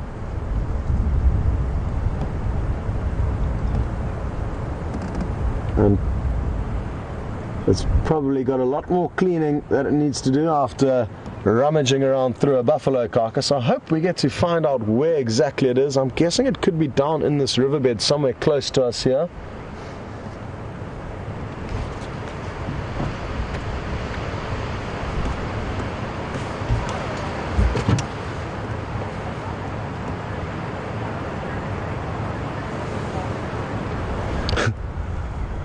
Well, Carol, thanks for your comment and observation. She thought she saw a buffalo somewhere close to where that jackal was sitting. I'm not sure where the jackal's gone, but I'm fairly certain we didn't drive past it, Carol, so you could have just been imagining things. Don't worry though, it's a good sign of positive thinking, and it happens to me quite often. When you are hoping to see something, your brain can twist and contort random inanimate objects into whatever you want it to be, and I'm guessing that's what happened to you over there. Okay, well, good view of that vulture, but I do want to continue snooping around to see if we can find out where this carcass is. Who knows what will be happening at the carcass itself.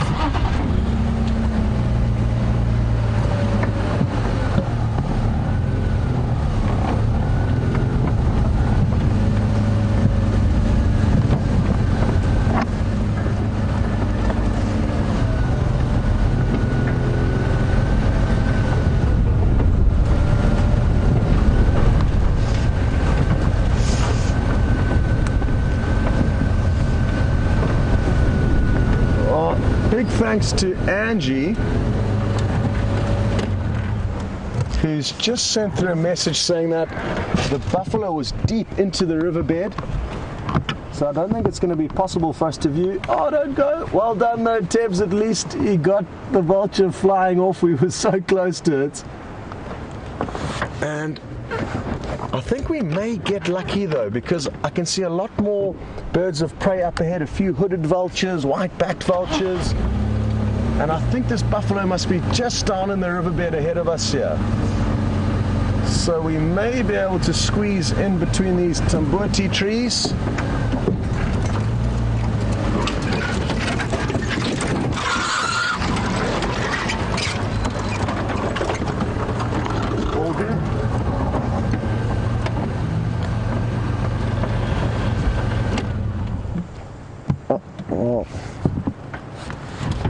The vultures all flew off, but I can just see a few bones here. Let me see if I can creep forward a bit. Oh, there we go. We've got a great view of a vulture there again. Well done, Tibbs. I'm trying to... Ooh, and now I can also smell the buffalo. The buffalo's just down in the riverbed to our left, but let's enjoy the views of this vulture before we try and get you a view of whatever is remaining down there. It looks like just skin and bones, the brief glimpse that I've had. You don't get to see vultures as often as I would like to, so I just want to take this opportunity to really enjoy having a closer look at them. Perfectly designed for their lifestyle. They've got that very long neck with hardly any feathers on it, and that's critical because they're doing so much feeding in quite bloody, messy carcasses, often squabbling with other vultures. That neck, if it was feathered and difficult to maintain, would be not the wisest option for the vulture, so it's very easy to keep clean. And what you may notice as it swivels its neck around is that it's almost got a scarf, there we go, of long feathers, and when it's flying up at high altitudes where it can be cold, it'll have that long neck tucked in with a little scarf keeping it warm.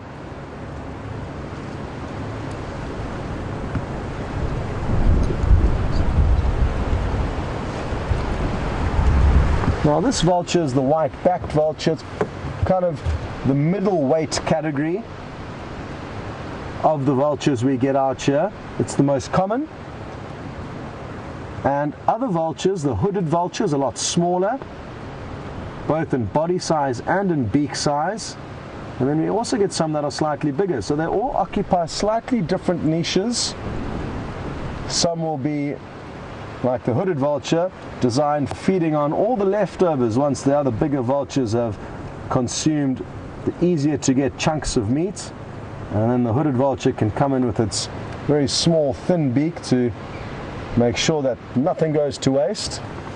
And I'm hoping it won't be long before a hooded vulture pops into a spot where we can show it to you, but for now I can't see any near us.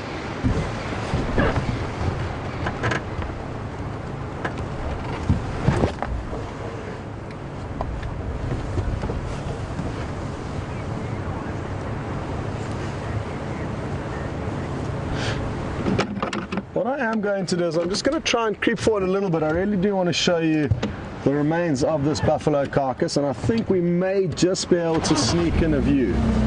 Hold on though, because it's quite a steep bank here and we don't want to crash down it, not on Tebs' first morning. I think we'll be okay.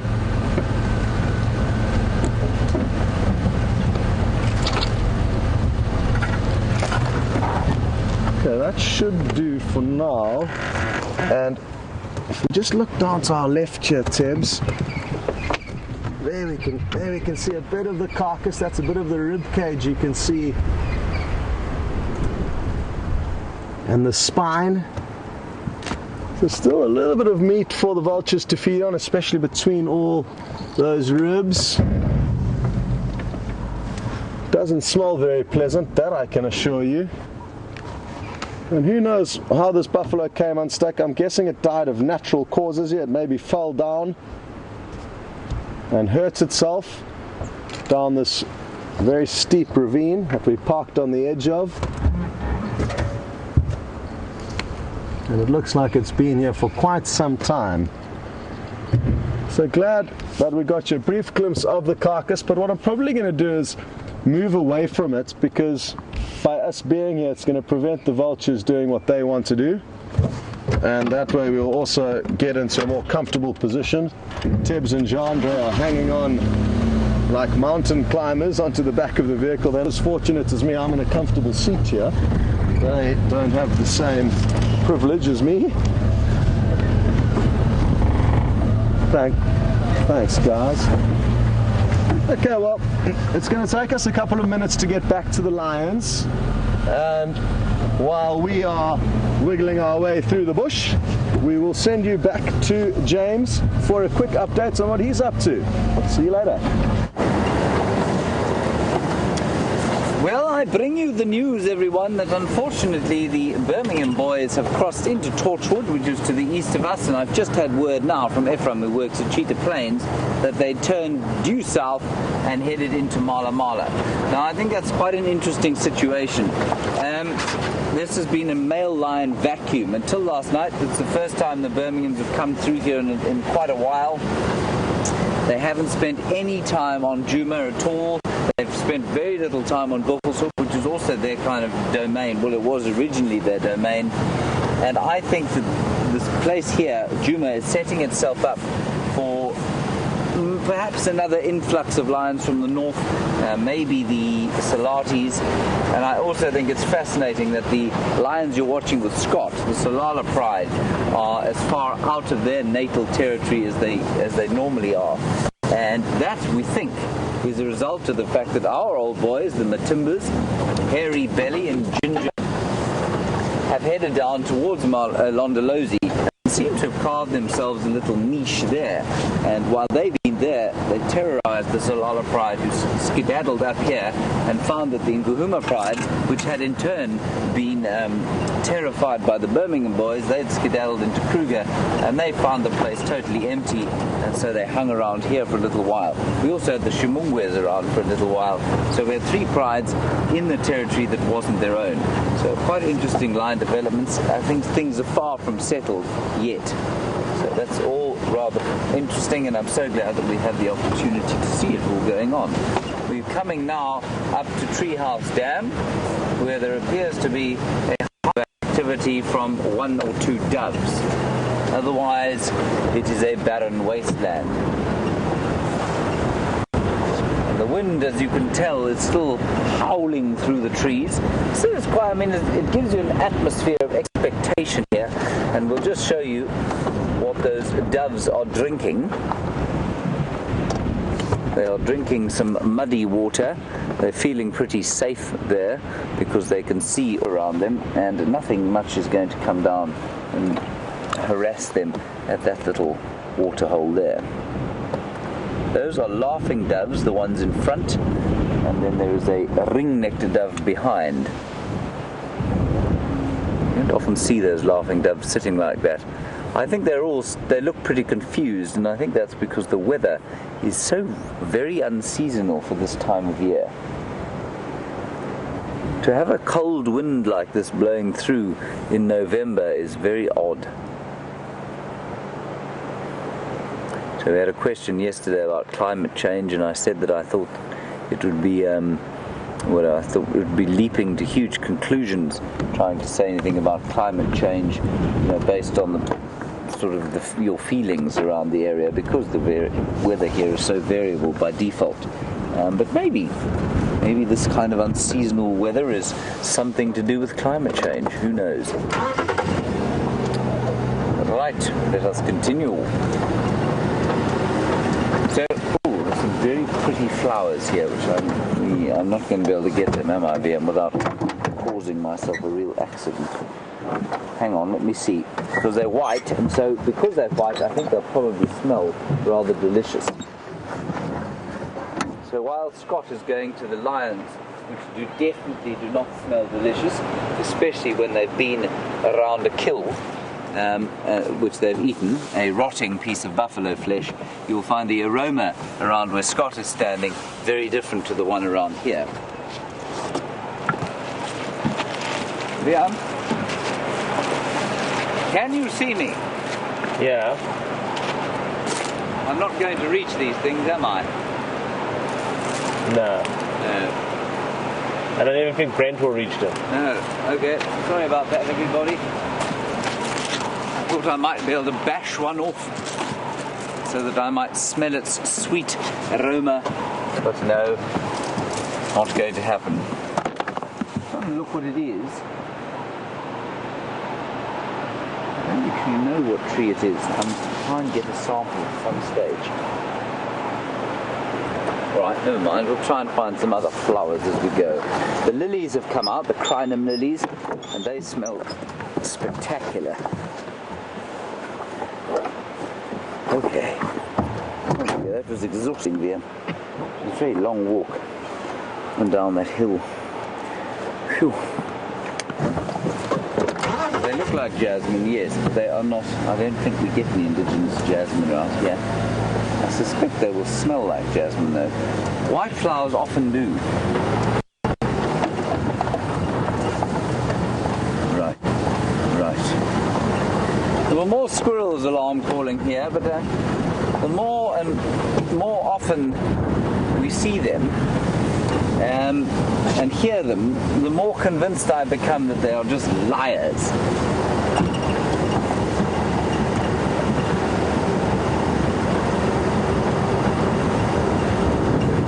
So we were chatting about water a little earlier and great worries of the drought and what it's going to do to the animals out here.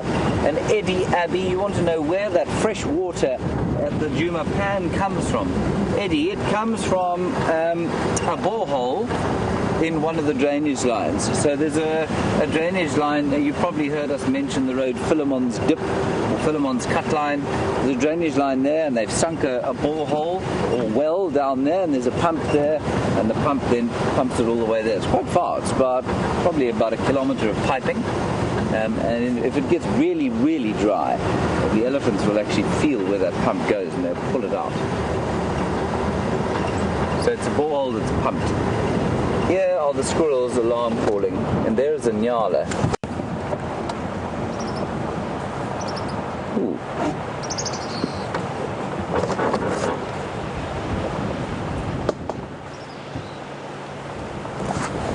Yes, beautiful nyala bull. And you can also hear, I don't know if you can hear this kind of sound.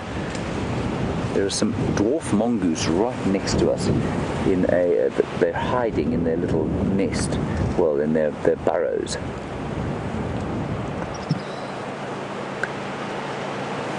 And so you can see the nyala enjoying the fruits of the early summer.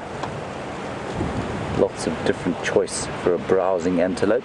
They of course are browsers, not the grazers, so they don't eat grass. Oh, no, he saw us.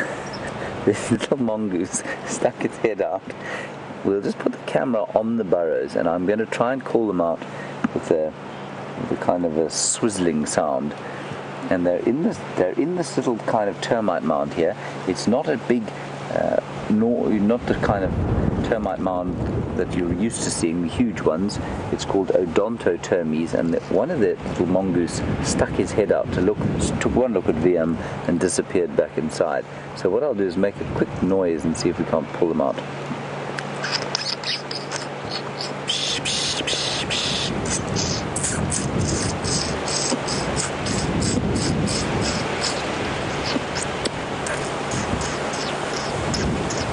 I think we're there. There he goes. There he is. Did you see him? Did you get him? Yeah. Just you see there. Pull out a bit there. Yeah. Just go to the. That there. That little hole there. That's where they're coming out. Yeah. I'll try it once more, everyone. He did come out.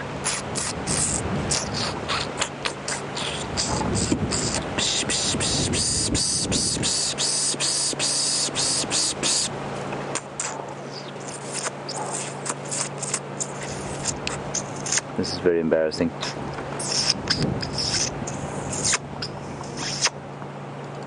No, not going to come out. We missed our one chance. How deeply embarrassing. Sorry about that. Okay, I think we should probably press on. Red-faced, egg-faced. They also alarm call, a bit like that noise I was making.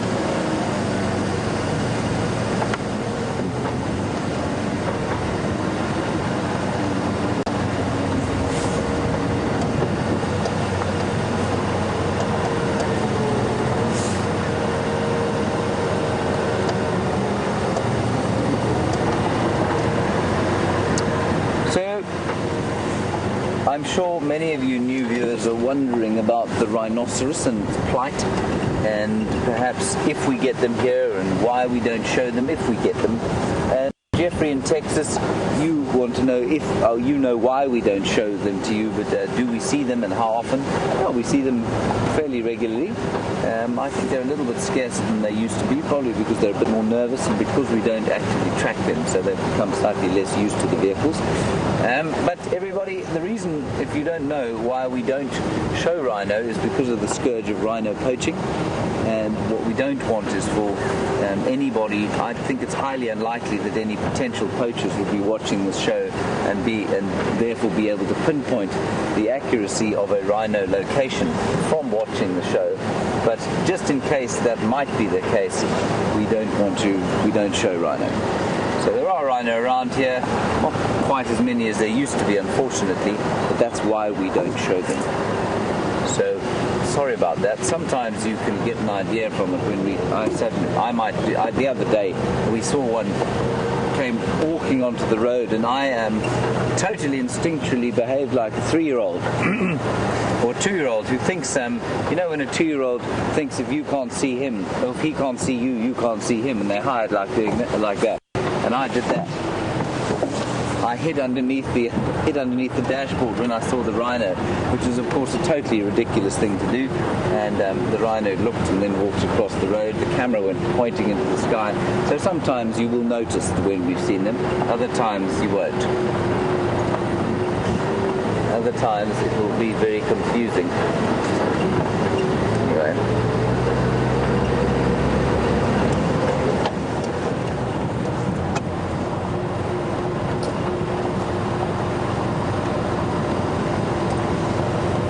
Now, we get many questions, especially from the New World, about similarities in animals, and sometimes from Europe. And Barb, I think you're in the States, but maybe tell us next time you ask us a question. It really is nice to hear where you're all from. And Barb, you want to know if we get chipmunks here. Barb, we do not get chipmunks here. Chipmunks, as far as I'm aware, are... I don't know if they're rodents or mustelids, but they're kind of probably halfway between a rodent and a mongoose type thing, but we don't get them here, no. They occur in Europe, in Asia.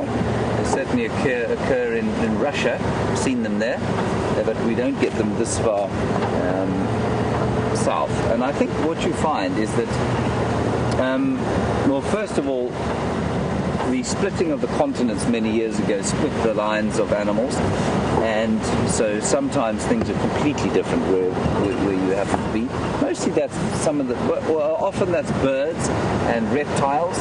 The mammals, of course, though, have been blocked by various land and ice bridges over the years. So the Sahara has proved an enormous barrier to animals crossing over. So you often don't find animals south of the Sahara and south of the Arabian Desert that you may find in the northern reaches. So chipmunks would be one of those. Giraffes never made it into Asia and Europe. Lions did. Lions were found everywhere, but you didn't find buffalo, zebra, all of those sorts of animals never made it north of the Sahara and across the isthmus of Suez into Europe and Asia. But I think some of the animals that are shared between North America, maybe even South America, and Europe and Asia would have crossed, or their common ancestors would have crossed the Bering Strait during the various ice ages that we had. So Bob, there is a long and convoluted experience for why we don't get any chipmunks here.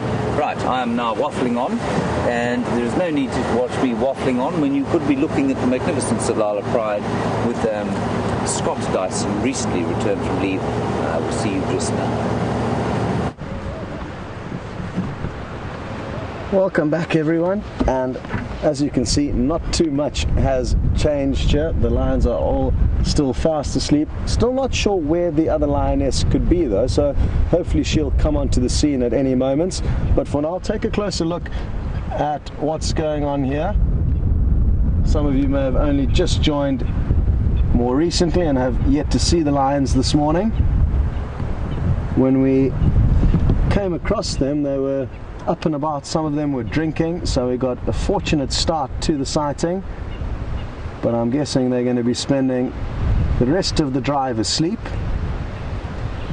Having said that though, there's not much water around at the moment, and if we're lucky, some of their prey species will come into this area hoping to have a drink. And even though the lions are fast asleep now, they'll be sure to change tone, and if any opportunity does present itself, they'll certainly try and make the most of it. Even though they are fairly full-bellied from the buffalo carcass that they've been feeding on, they are highly opportunistic, and I've seen lion with far fuller bellies hunting and capturing prey. So there is still a chance we may get to see some action.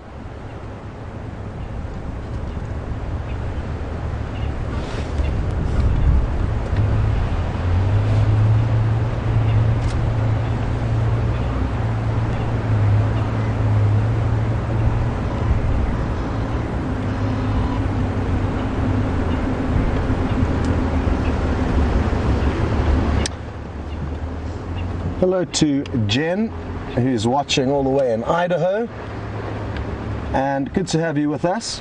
Jen's asking whether or not these 3 young males are a similar age to Junior, a young male in the Nkahuma pride of lions. And Jen, no, they are probably about a year or possibly even a little bit more than that younger than him. And another question that she asked is that if they were the same age as Junior, shouldn't they be at the stage where they will be getting kicked out? And yep, Junior has overstayed his welcome, you could say, in the Nkahuma pride. He's lucky to still be running with them. But these young males within this pride have still got a year or so before they may start getting pressure.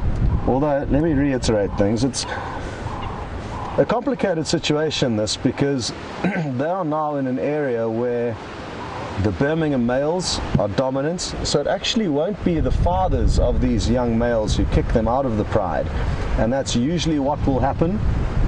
Fathers of young male lions, once their sons get to an age where they will start becoming sexually inquisitive, the fathers will naturally chase them off, and they'll go off and set up a territory elsewhere. Not immediately, of course. It'll take them probably a couple of years running below the radar, trying to avoid big dominant males before they can set up their own territory. But in this case, it certainly will not be the fathers who chase these young males away. It's going to be the Birmingham males that will either kill these young males in a skirmish, which would be the likely outcome, I think, if those 5 big Birmingham boys did get a hold of them, or possibly send them running far away from here. So it's something that, for these young males, is unfortunate. They may be chased off earlier than they naturally would be if they were still in their father's territory. They've got a tough road up ahead of them. It's not going to be easy for them to reach adulthood at this rate. And even though they are quite big as the lioness within the pride now, they are by no means in the clear.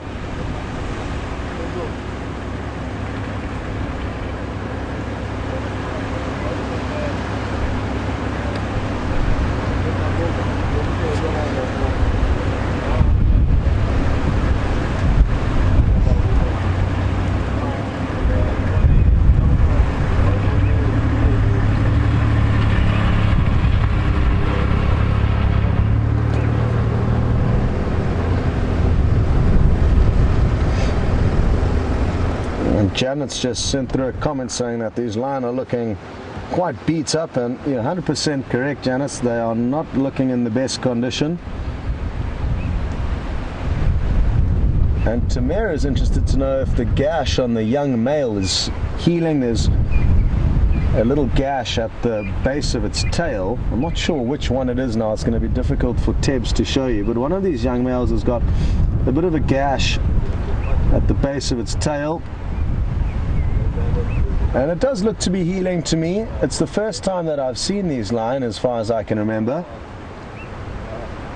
So I'm not too sure what it looked like in the past. Maybe some of the viewers who got a glimpse of that gash earlier and have seen it in the past can help me and let us know if it is in fact healing, but I'm guessing it is. It doesn't look like a very serious wound as far as lions go, and as far as I could see, it did look to be like it was mending itself. They're incredibly resilient and tough, these animals, so wounds that may often appear to be quite bad are nothing too serious for them.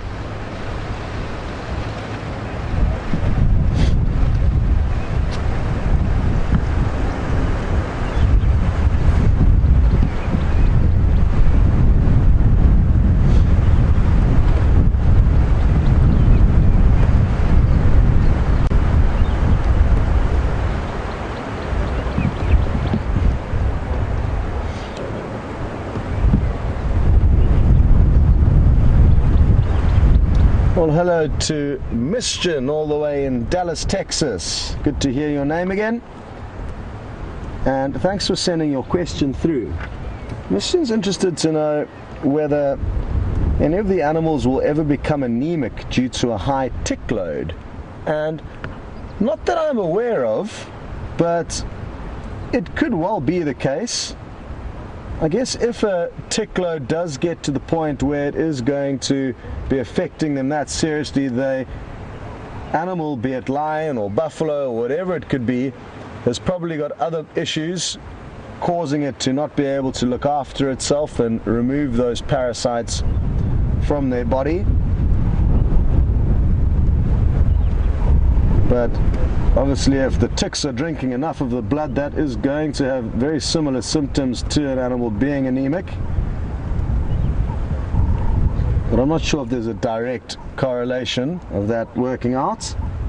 Good question though. If anyone knows more on that topic, please feel free to share it with us. That is one thing I do love about the Safari Live experience. Often you, the viewers, are teaching me a thing or two. It's not just the other way around, as it can be having regular guests who are often not nearly as experienced in terms of safari as a lot of you are. Most of the guests who you drive around in the Sabi Sands are coming for their first and last time. Obviously, you do get some people who fall in love with safari and the Sabi Sands and therefore come back here. But usually, as a guide in this area, you are going to be driving first time safari goers, whereas with you guys, there's a lot of seasoned veterans. There's a little bird wading on the water's edge here, which I would like to show you. I'm actually having trouble identifying it, so maybe you guys can help me. But take a closer look over there and see if you can work out what it is. It's kind of at probably about 9 o'clock, just on the water's edge. I can tell you that it's a sandpiper. Which one of the 3 or 4 we get here, I'm not too sure. But they're really pretty birds. And take a close look at it, and I'm going to show you my book afterwards and then see if we can come up with the correct answer. Look at that tail bobbing. Awesome. Eating tiny little insects. I can't even see what it is it's feeding on. They're obviously very, very small.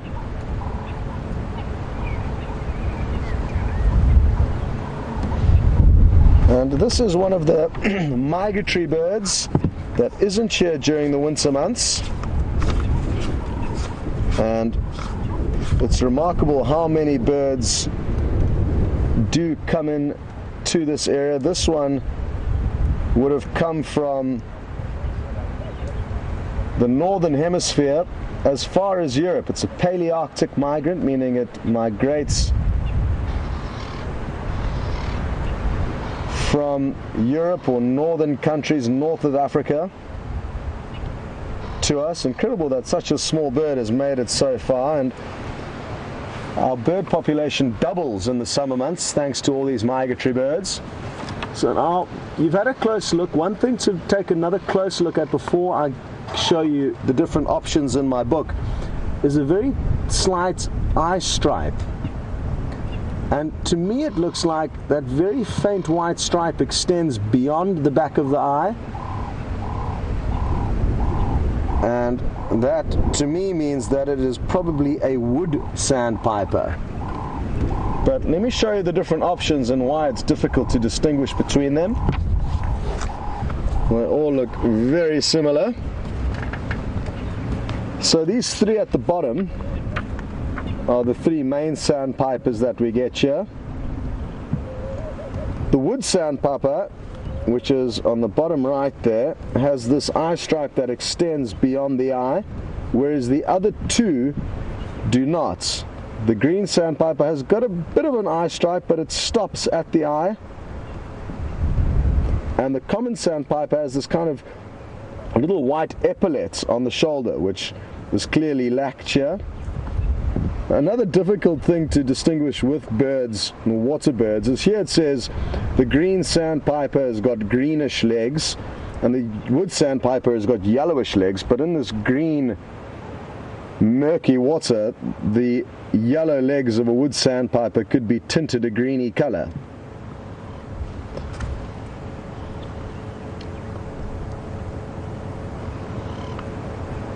So I think it's the wood sandpiper. This must be the individual. I think a lot of you will agree. You would have seen that little white eye stripe extending beyond the eye, but if anyone's got any other thoughts, feel free to let us know. Well, there's another pretty bird. Oh, that's just flown off from the water's edge. It was a... oh, I've just forgotten the name of it. An emerald spotted wood dove. Shoo, I've been on leave for far too long, but thankfully kind of recovered there. Let's take a closer look at lions while I regroup, who have not done anything while we've been looking at the birds other than possibly the odd ear twitch to get rid of flies.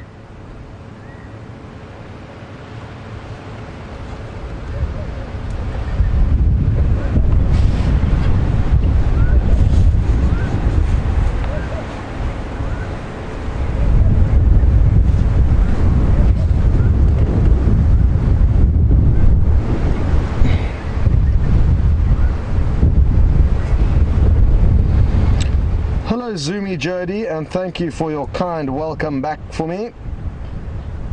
Zoomy Jody's interested to know if young male lions will ever join up with their fathers in a coalition. And nope, it is highly unlikely that that will happen. What is more likely though is that they may join up with a bigger older male from another coalition, or possibly even several of them. So that I know has happened. It's something that I've never actually seen before, but I have spoken to colleagues who have seen young male lions be adopted by bigger older males. Interestingly enough though, the first time those lions meet is a violent affair, and they have a big fight, kind of work out who's who and who's strongest and what's what, and then they make friends thereafter and forge coalitions. And it kind of makes sense. A young male or an old male or several old males who are clever will adopt three younger males who will add strength to their coalition, but it's not always the case, and there's no set rule as to what will happen. There's so many variables, Jody. I mean, if we think of Junior, the young male from the Nkahuma Pride, he doesn't have any brothers, so even though it is time for him to be kicked out, it's going to be very difficult for him to succeed alone, especially in an area like this where there are so many large coalitions of big males.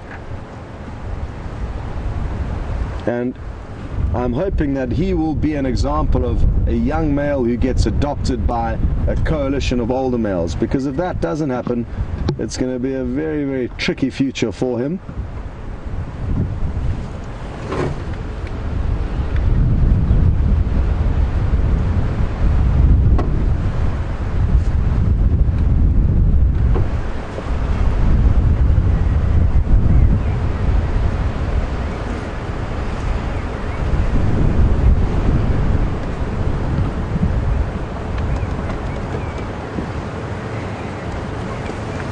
some action. But all this young male is doing is moving into the shade. The sun has popped out from behind some clouds and it's getting quite a lot warmer now. But glad we got to see that. A little bit more action from the sleepy cats. Huge thanks to Georgianne, who has confirmed that the gash on one of these young males does appear to be healing. He was apparently limping a while back, but he doesn't appear to be limping anymore, so he is on the mend, which is great news.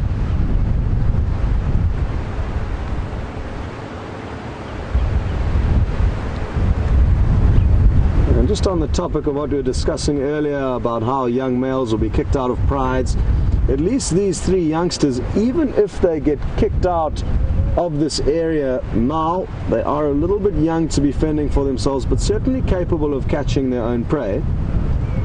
At least they'll have three of them together to help increase their hunting chances, as well as help defend themselves against other prides of lion that they may come across in the coming months and years. So they're in a far more fortunate scenario than young Junior, although we must remember that Junior has been kind of let off quite drastically by his fathers. It's abnormal that he's still lurking around. He has been seen attempting to mate with his mothers and sisters, but somehow is still moving with that pride.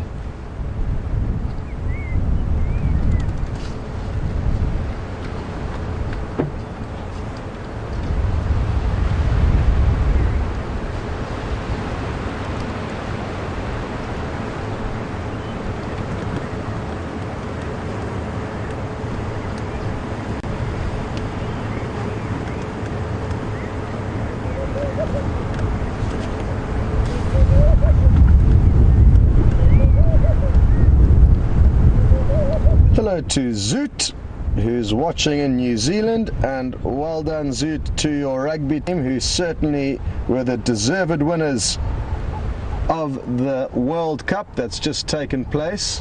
What a great team the All Blacks have at the moment. And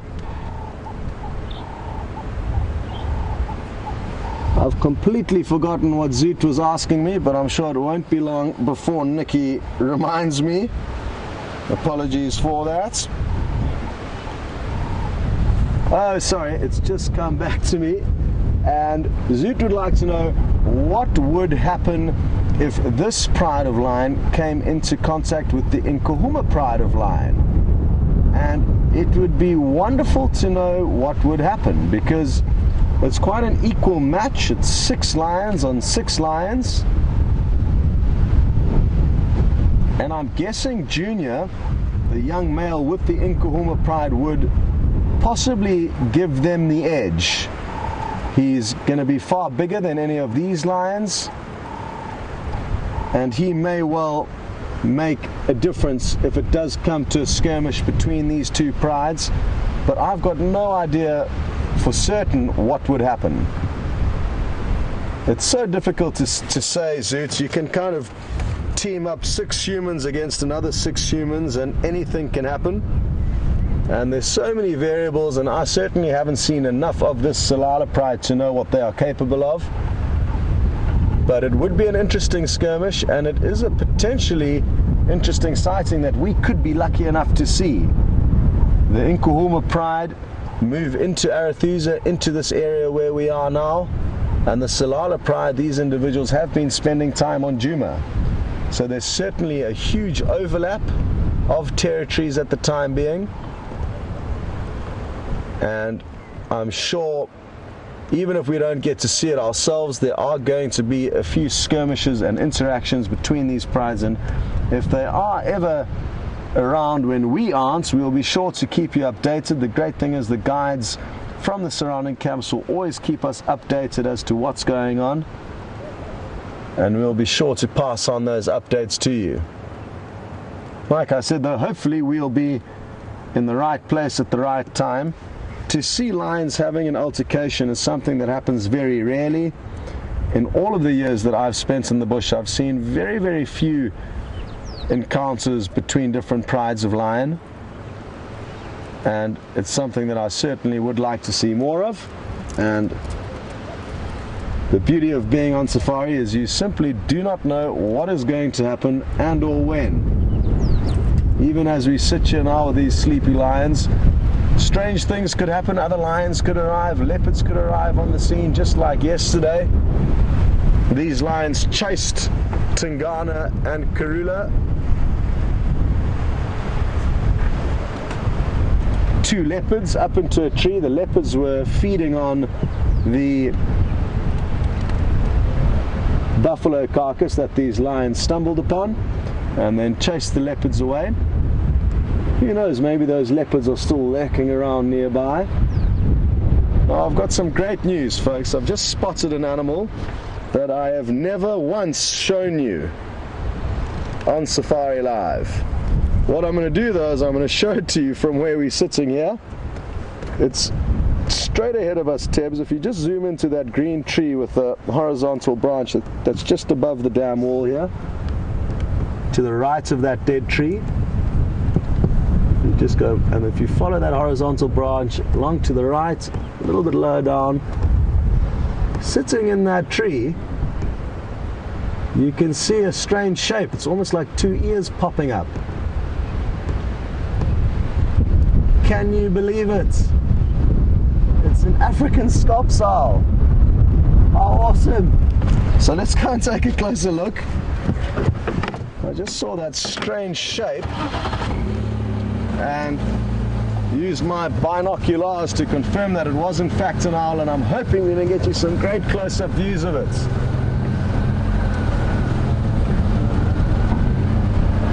You get another scops owl called the white-faced scops owl, also in this area. And I'm just going to get a little bit closer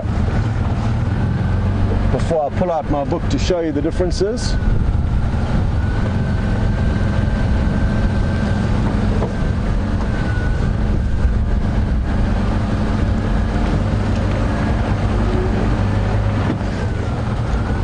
It's going to be a gamble to see how close we should get to it, but certainly don't want to chase it off. Oh wow, there's another one. Oh, the one flew. The one flew, but there isn't. But there is another one sitting in there.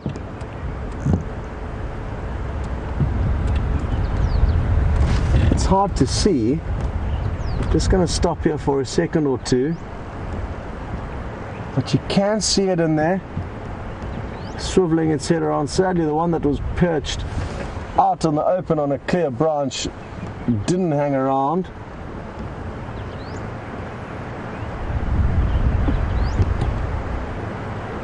There may even be some more sitting in this tree. It may be two adults with some youngsters. I have seen that in the past with these owls.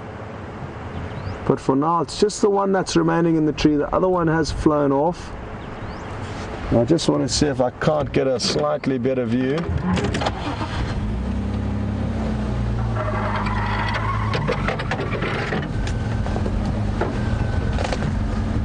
Oh, this is going to be tricky, but we're just going to go for gold.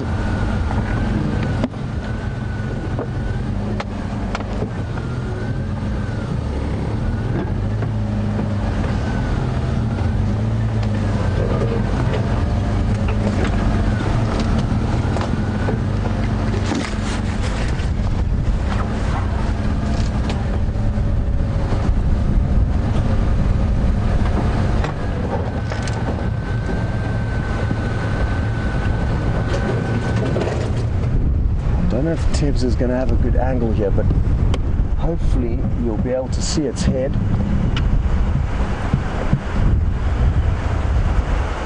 Yeah, it looks like we've got lucky. I don't think it's going to fly off. Look at how cool this is. No ways. Look at this. This is absolutely awesome. What a great view, and look at how incredible its camouflage is. Absolutely remarkable. Big eyes, keeping a very close look at us. I wonder where its partner flew off to. Hard to be sure. Probably not too far away. Well, I know a lot of you have been asking for us to show you the Scops owl. And I'm not sure if Brent and James has had any luck in showing them to you. It was almost a bit of a competition we were having between us because we hear them call so often, but so seldom get to show them to you, especially not during the day like this. So we have hit the jackpot. And I'm just going to page through my book quickly and get you some images to look at once we're done.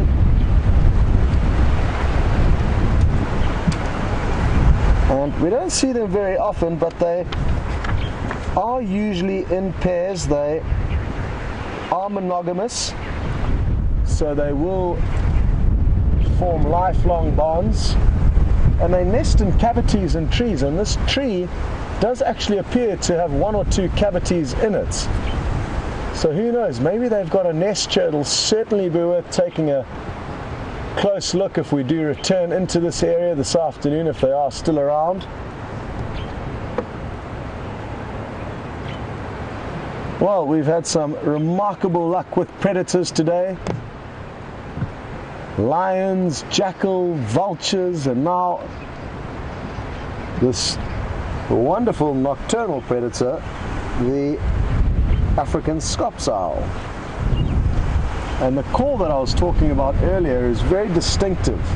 Every kind of 4 seconds they'll let out a shrill 1, 2, 3, 4, and it's a call that rings out loudly at this time of the year.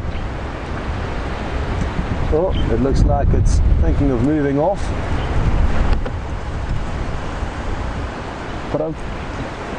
And you can see some great images of those very large talons. Look at that. Perfect for latching onto prey. Especially considering that they're going to be doing their hunting in pitch darkness. It's good that they've got large, powerful talons to latch onto whatever they are hoping to catch.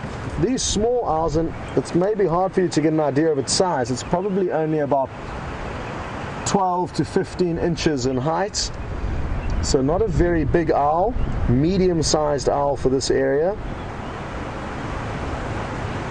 And they hunt all kinds of small prey, rodents, birds, little reptiles, amphibians.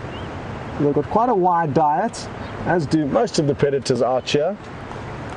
And I'm actually thinking, because we have had a great view of it, before it flies off, let's rather leave it. And that way, hopefully we will have a good relationship the next time.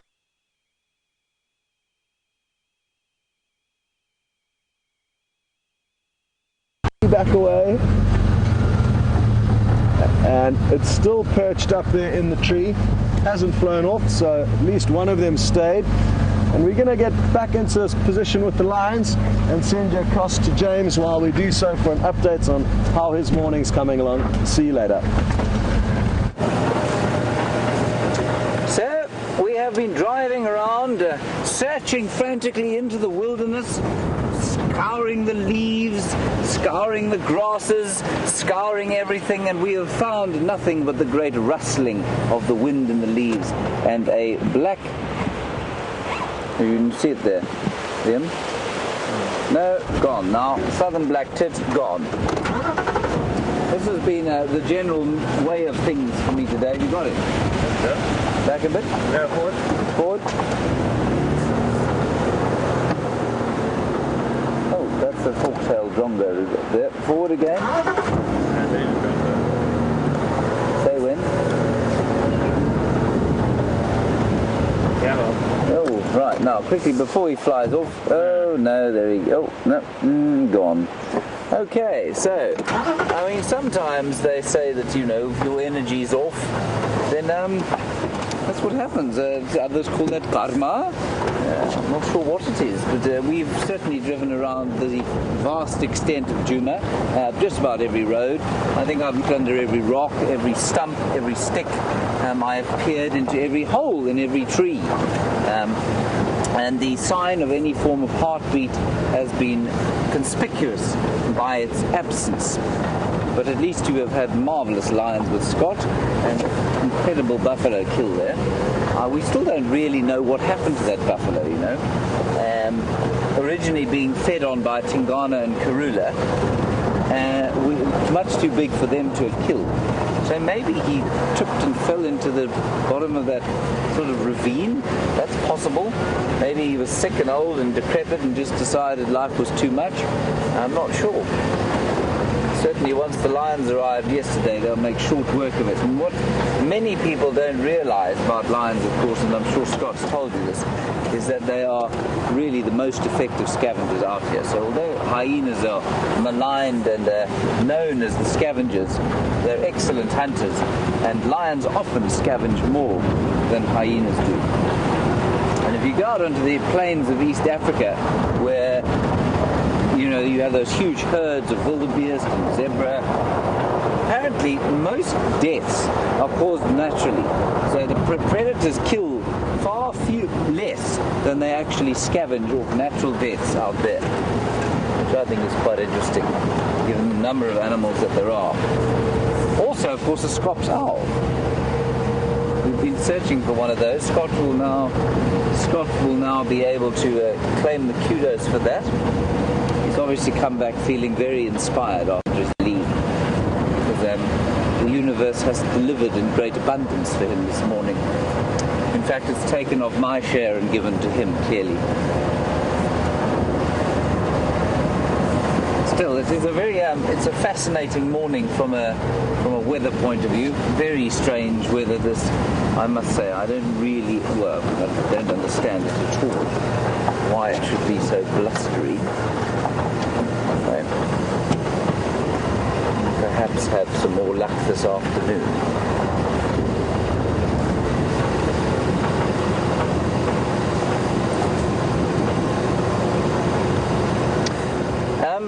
And I'm sure you saw that last little bit of water that there is in Bibbleshoek Dam. And Teresa, you maybe want to know why there isn't a camera there. There used to be a camera there.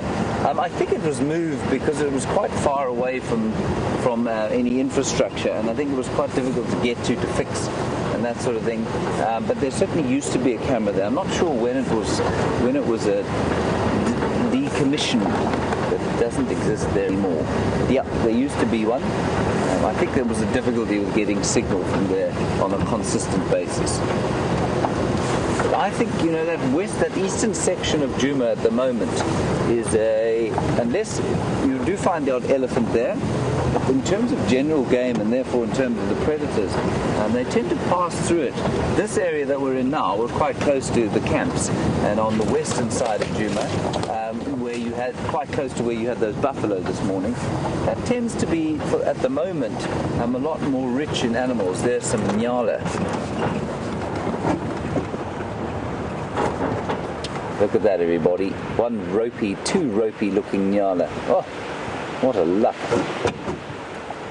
Nyala cow. Hello, my girl. Thanks for coming out to see me. She obviously didn't get the memo about avoiding me. There's also a bull in there. We'll move a little bit closer and have a look. And you can see their amazing sexual dimorphism there as he comes out. So that's the bull. That, astonishingly, is the same species. Now, they're the only antelope that I know of that show that level of sexual dimorphism. In fact, they're the only mammal I know of that show that level of sexual dimorphism. I don't know if anybody can think of a mammal that does that, where the male and female look so completely different. Yes, I mean, you get a change in size, of course, male and female, and often males will have extra defense, like horns, or in the cats, a mane. But can anybody, perhaps, if you can think of a mammal that has this level of strange sexual dimorphism, please send through a tweet and tell us.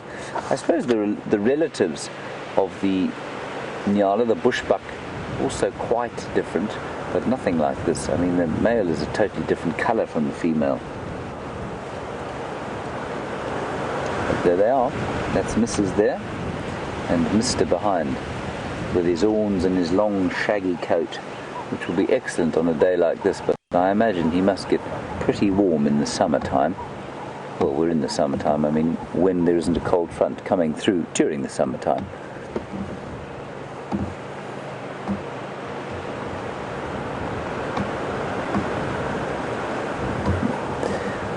Right, I think Scott's moved back to the lions now, so let's go and have a last look at them before the end of drive. You have been very lucky with him, so I don't think that you should absorb some of my lack of luck today. So let's go back to Scott and his luck, and I'll see you just a little bit later. Welcome back, everyone, and we've got into a really great low position here to enjoy the last few minutes of the safari. So take a closer look, and well done to James, who found some Inyala for you eventually after a fruitless morning.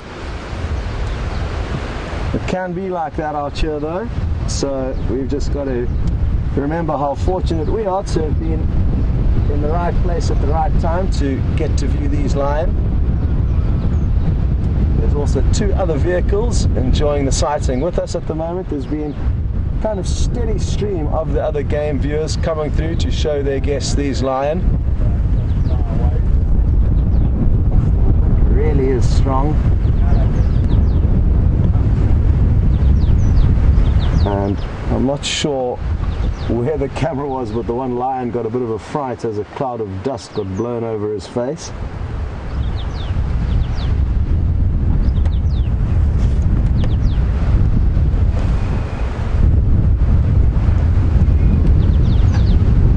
Cute, fast asleep. I wonder what he's dreaming about.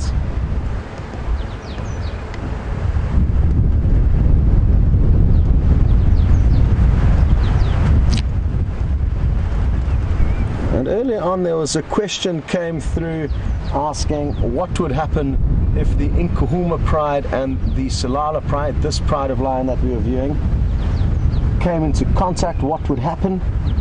And thanks very much for the updates from Pretty Nightmare, saying that not so long ago there was some kind of a interaction between them, and this pride, the Salala pride, was sent scattering in all directions.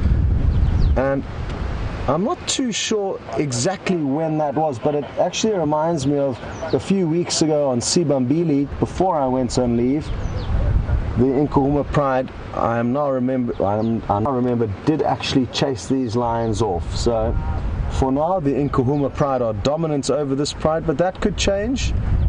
And if Junior does end up leaving the Nkuhumas soon, as he should, because he's getting a bit old to be hanging around with his mothers and his sisters, the Salala pride may then become dominant over the Nkuhumas because they will lack the strength of Junior. So interesting times lie ahead, but for now, thank you for those updates. The Nkuhuma pride are certainly dominant.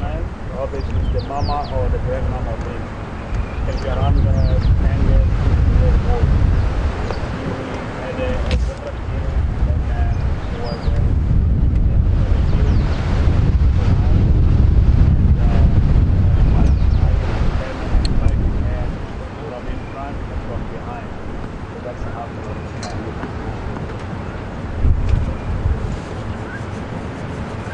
Now, Ginny's just asked whether I think that these lions could be absorbing a little bit of warmth from the earth that they are lying on, because it's quite chilly this morning. And earlier on, most definitely, they were lying out in the open hoping to warm up. And I've also noticed lions enjoying lying on tarmac airstrips on the early hours of the morning, again because they'll be nice and warm. But now they are trying to avoid the heat and are actually all in the shade. So they were all scattered about in the open a bit earlier on, and the only movement we've seen has been them moving into shady spots. And that's why at the moment we can only see 2, the rest of which are kind of tucked away in the bushes, not allowing us the best views. Yeah, 2 years old.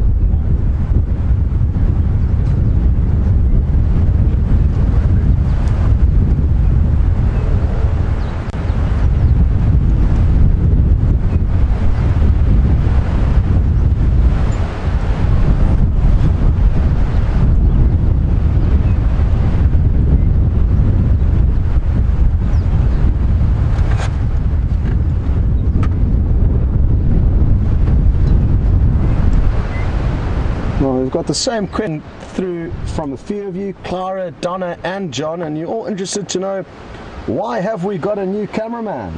Has somebody left? And no, the good news is nobody's left.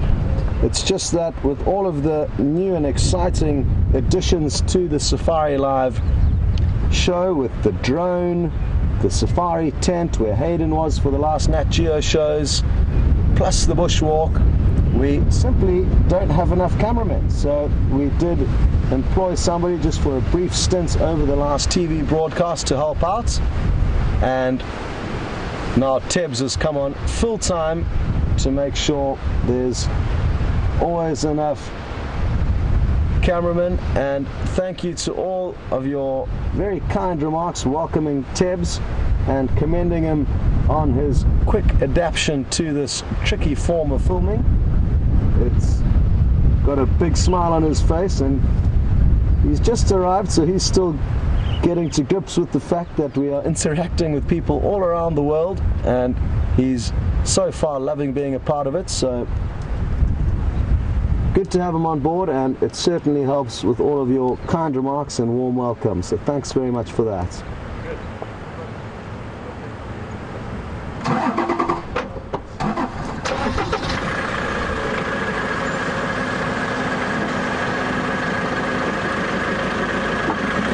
This male may think about moving shortly. He's just getting a little bit of sunshine. I just want to let Sean know that there's a scops owl in the tree. So I'm just going to wait for him to get his earpiece in. Sean, there's a scops owl in that acacia, kind of at your 10 o'clock if you want to have a closer look. Yeah, that one.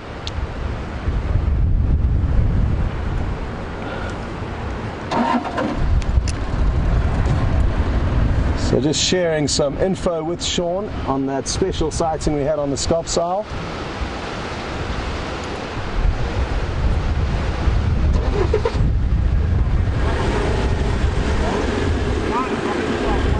And John, Christy, Donna, Teresa, again, thank you for all your kind remarks. Very happy to hear that you loved that scops owl sighting, as did we. That camouflage was remarkable, and quite nice to see it during the day as opposed to at night, and hopefully it won't be too long before we do spot one at night time. And who knows, maybe we'll even get to see it hunting.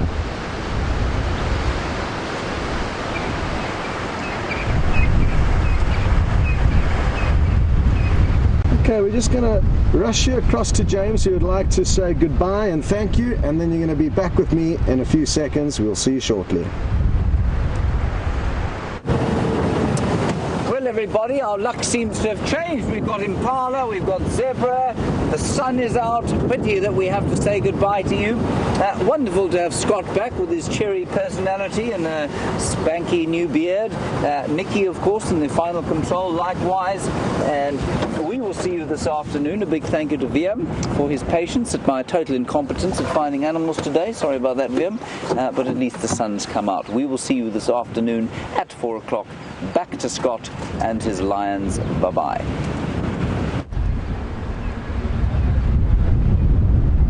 Well, sadly, the safari has come to a close, everyone, so it's time to start saying goodbyes. We just thought we'd give you one last glimpse of the Salala Pride. and I'm guessing they're still going to be in this area this evening with good prospects. They probably are going to start moving, maybe do some hunting, so one of us will definitely come back here to follow up on what they're up to, and who knows what else will happen on the sunset safari. Anyway, you got to tune in to find out. I look forward to being there with you. I think James will have the afternoon off and Jamie will be back in the saddle. Thank you so much for all your very warm welcomes. Welcome again to Tibbs, and we'll see you next time.